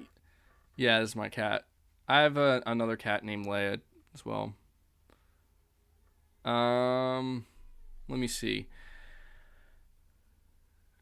The cat is feeling your worries about Rockstar. Yeah, he's like, don't worry, bro. It's going to be okay. Rockstar is going to have a single-player campaign for GTA 6. Don't worry about it, man. Okay, so here's another topic I think it's the last topic I have as well. And I don't know that I can talk about it for too long, but I think it's worth mentioning, guys. Did you see that Sony announced that they sold 17.3 million PS5s? And it's actually starting to fall slightly. I have to emphasize slightly. It's starting to fall slightly behind. It's starting to it's starting to. You're saying, let's be honest, the cat just stole the show. Yeah, I guess so. You see its tail coming up. You don't even see him, you just see his tail. That's funny. No, but dude, PS5 sales are starting to fall slightly behind PS4 sales, and Sony's saying this is because of the semiconductor shortage. This is what I was fearing, man. I was fearing that what if Sony sales of the PS5 start to fall? They start to fall because they can't keep up. I don't know, man. I really hope that it's not something that lingers. I really hope, because I feel like if Sony, I don't think Sony would panic, but if Sony can't keep their sales up the way they want, I don't know, man. We could see them maybe. He wants to get down now, or he wants to turn. Come on, man. What are you doing? You're ruining my podcast. You're lucky it's the end of the podcast. But yeah, I don't know. I hope Sony's able to keep pace with PS4 sales. I do. All right. Well, I think Boss pretty much just took over the stream. They shipped. You guys want him to purr? He is purring, just not loudly. MBG, stop now. Oh, yeah, you know what? Hanzo, you're saying they also spent $4 billion, which is yet to be revealed too. So that was something I forgot to mention with when we talked about how much money Sony has set aside for acquisitions. They had $18 billion total. They announced that they spent about $7.4 billion of that $18 billion so far, and they did not reveal everything. They did not reveal everything that they purchased. So essentially, there are some acquisitions that Sony has made. It may not be for PlayStation, but they made some acquisitions that we don't know about yet. So, I don't know. The amount of times I see people bring up Abandoned and Blue Box Studio in my chat, like Abandoned was abandoned. Abandoned is abandoned. Where's Abandoned? Guys, I don't know, man. I don't know. I don't know. Ask Hassan. I have no clue. So, you let me know what you think about Abandoned. Dude, you guys are giving me like flashbacks right now. You're giving me flashbacks. You give me flashbacks to like the Game Awards when, Del Toro, somebody should make a new Silent Hill. Why would you say that? Why would you do this? You got Jeff Keighley on Twitter trolling everybody. Hopefully they don't keep you silent for too long, Hideo. Yeah, hopefully they don't. I mean, it's ridiculous, dude. It's ridiculous. I still can't believe. I still can't believe everything that went down. You know, one of the more interesting things that that I remember somebody said about Abandon before, and it's kind of funny to me because if you think about the conversations we're having now, are, you know, what's Sony going to do next? Who's Sony going to acquire next? I remember like there were people speculating that Abandoned is secretly Sony announcing that they're acquiring Konami and Konami's IP. They're acquiring the Abandoned IP. And I was like, oh, I see what you did there. And like now more than ever, I'm like, huh. But yeah, I don't think so. You need to get on the hunt like you did when it was announced. I mean, I would, but they're like, look, dude, I just want to say that the latest we've heard from Hassan, is like, it's nothing, you know, like he messed up and he's just trying to make his game with this team and he's sorry and they need space. And that's where I'm like, I'm not going to pursue it because there's nothing to pursue. You have to understand that when we were in the thick of the whole Abandoned thing, that was because he was giving us stuff to believe that, oh, like I was so excited, dude. I really was. I remember when he teased out the blurry picture of a man wearing an eye patch and he had like the Metal Gear text. I really was like, holy shit, it's happening. I was like, it's happening. And we just, you know, it seems that we all just got taken for a ride, guys. I just want it to be known, I still have the Abandoned app on my PS5. It's still there. So I haven't deleted it because I'm waiting. I'm waiting for it to get updated with something. Excuse me. Saying surely Hassan is not stupid. Surely he knows what he's doing. I mean, I'm sure he does, man. But it's so weird. I can't get over the weirdness of it. I need an explanation for the weirdness. That's what I need. Quality cat content. I'll see if I get to lower the camera just a little bit. Maybe. Get a better view of them. I'm checking to see how much I lowered it. It doesn't even look like I lowered it. Really? Doesn't even look like anything changed. Yeah, I don't know, man. Yeah, oh yeah, I saw that. The Blue Box YouTube channel was hacked. What is the like, wow. That was weird. Hold the cat up to the camera, do it. He's chill right now. He's pretty chill right now. I don't want to bother him.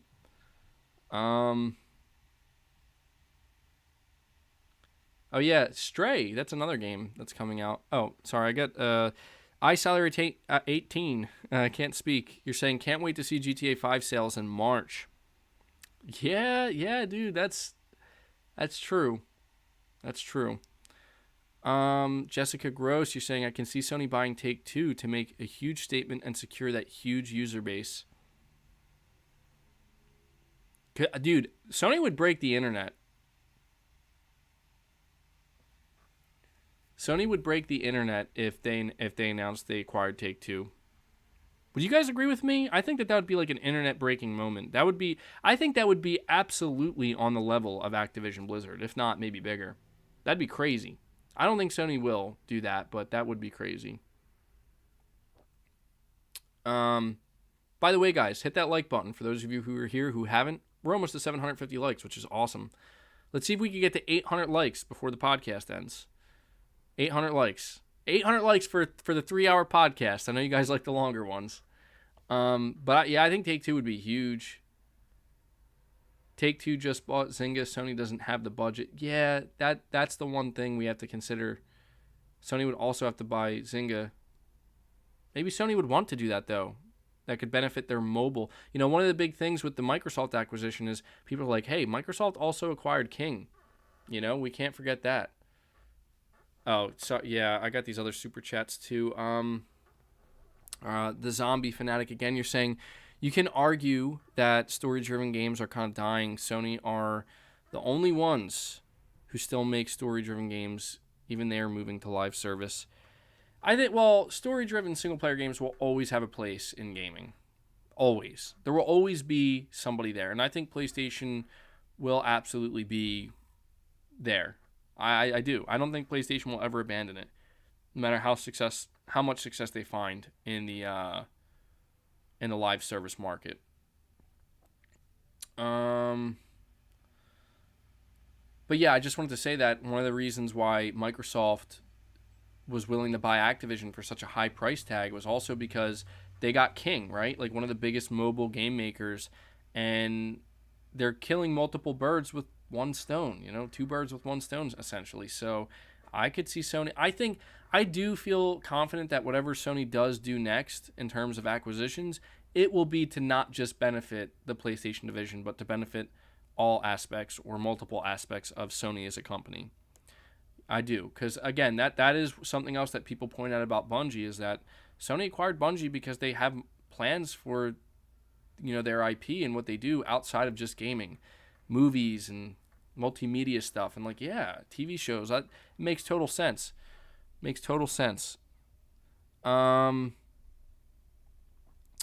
me see. So I'm trying to make sure there's nothing else I'm forgetting to talk. You guys have any other topics you want me to talk about before I go? I feel like I may be forgetting something. I don't know. Am I forgetting something, or did I cover everything pretty much? Check Twitter real quick. See if anything popped up. Oh, I should read this. Naughty Dog. PSVR 2. Dying Light 2. I did talk about Dying Light 2 at the beginning. Xbox faking sales numbers. MBG, have you seen the weird Hideo Panda Bear pics again? The dude just won't stop. I can't even... Dude, I'm going to be honest. I can't even follow Kojima anymore on Twitter because it got to a point where I'm like... I feel like I'm just constantly looking for things that aren't there. But... I don't know, man. I feel like... this whole acquisition thing and the acquisition wars have pretty much completely muted the conversation around Kojima and Silent Hill and what he's doing next in PlayStation. I think Sony should try to acquire Kojima Productions. I think Kojima Productions would be an amazing acquisition for Sony. Absolutely. I think that's but I don't know. I don't know that Kojima would ever want to sell. Kojima fought for his independence, so the chances of him just being like, "Yep, buy us up." I'd be excited for that, though. You were in too deep at one point, to be frank. Reading into what music he was listening to that day. Oh yeah, dude, I was in too deep. I lost it, man. I lost it. The necklines. Look at the necklines.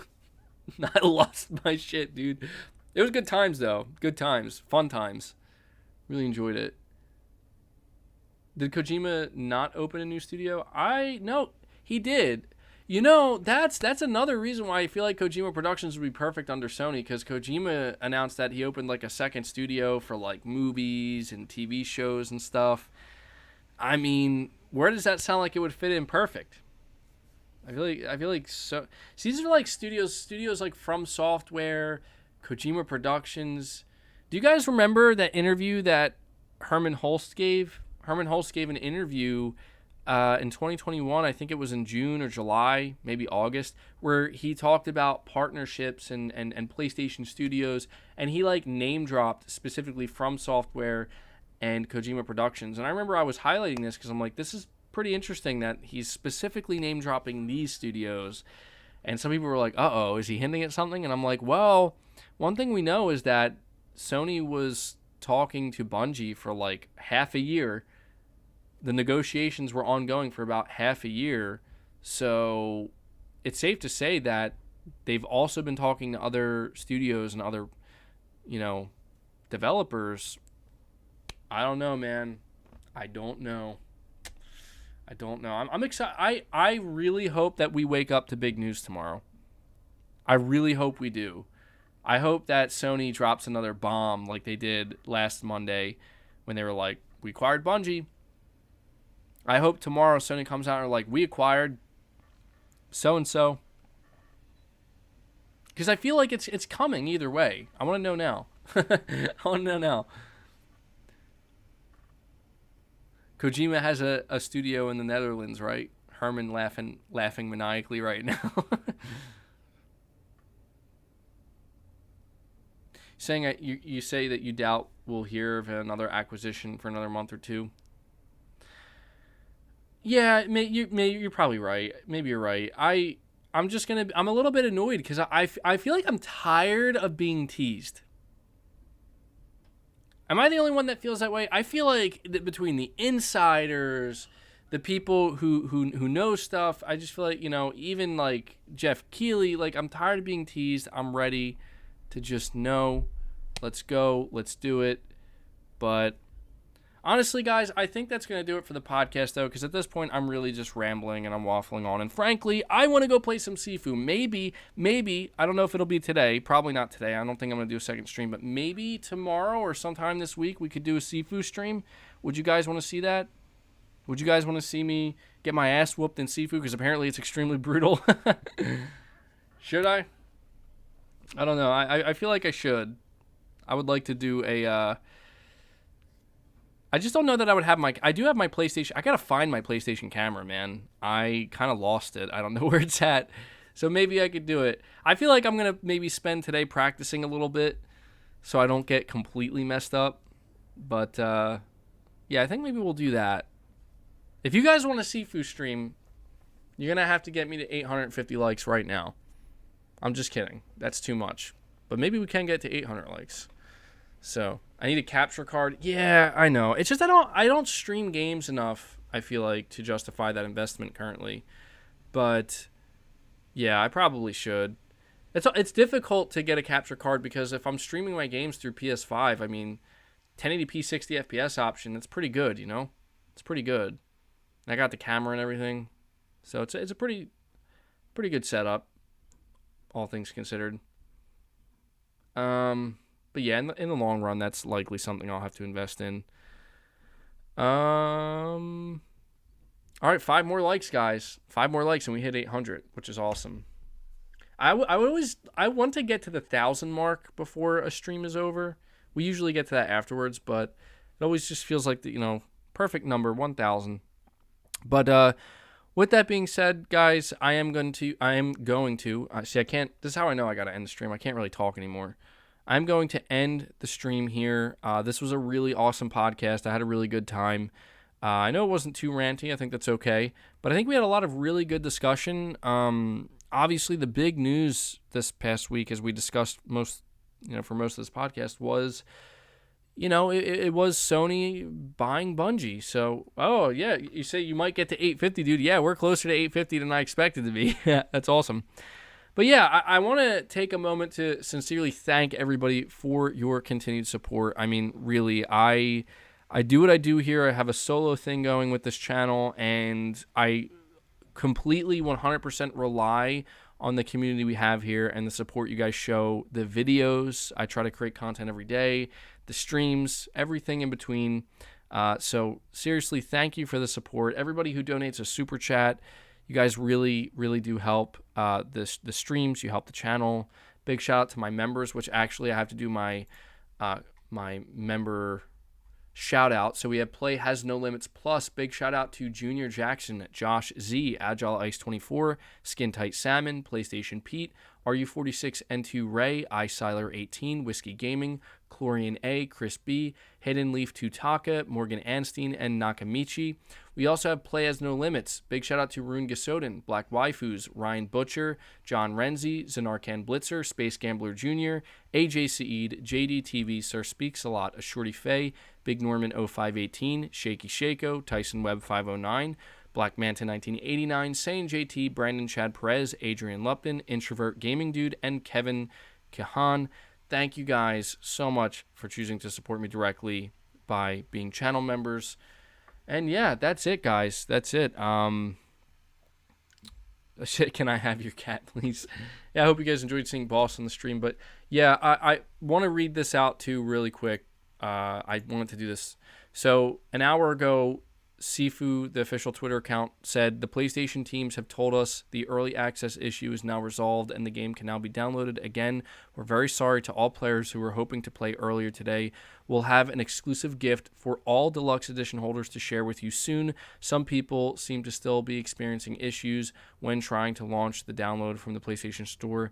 Try launching from the library after restarting your console, and please let us know if you're still experiencing issues. Thank you again for your patience. So yeah, it seems like mostly the issue is completely resolved, and some people, I think, are still having some issues. But yeah, I'm interested to see what that deluxe edition gift is going to be. So I'm glad they're doing that. And thank you so much, Jessica, for becoming a new channel member.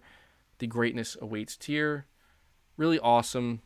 Thank you for that. Really appreciate it. But all right, guys, I'm really just waffling on now. So that does it. That's episode 95 in the books. We'll be back here same time, same place next week. And who knows what we will have to discuss. So, all right, guys, until next time, take care. I'm out.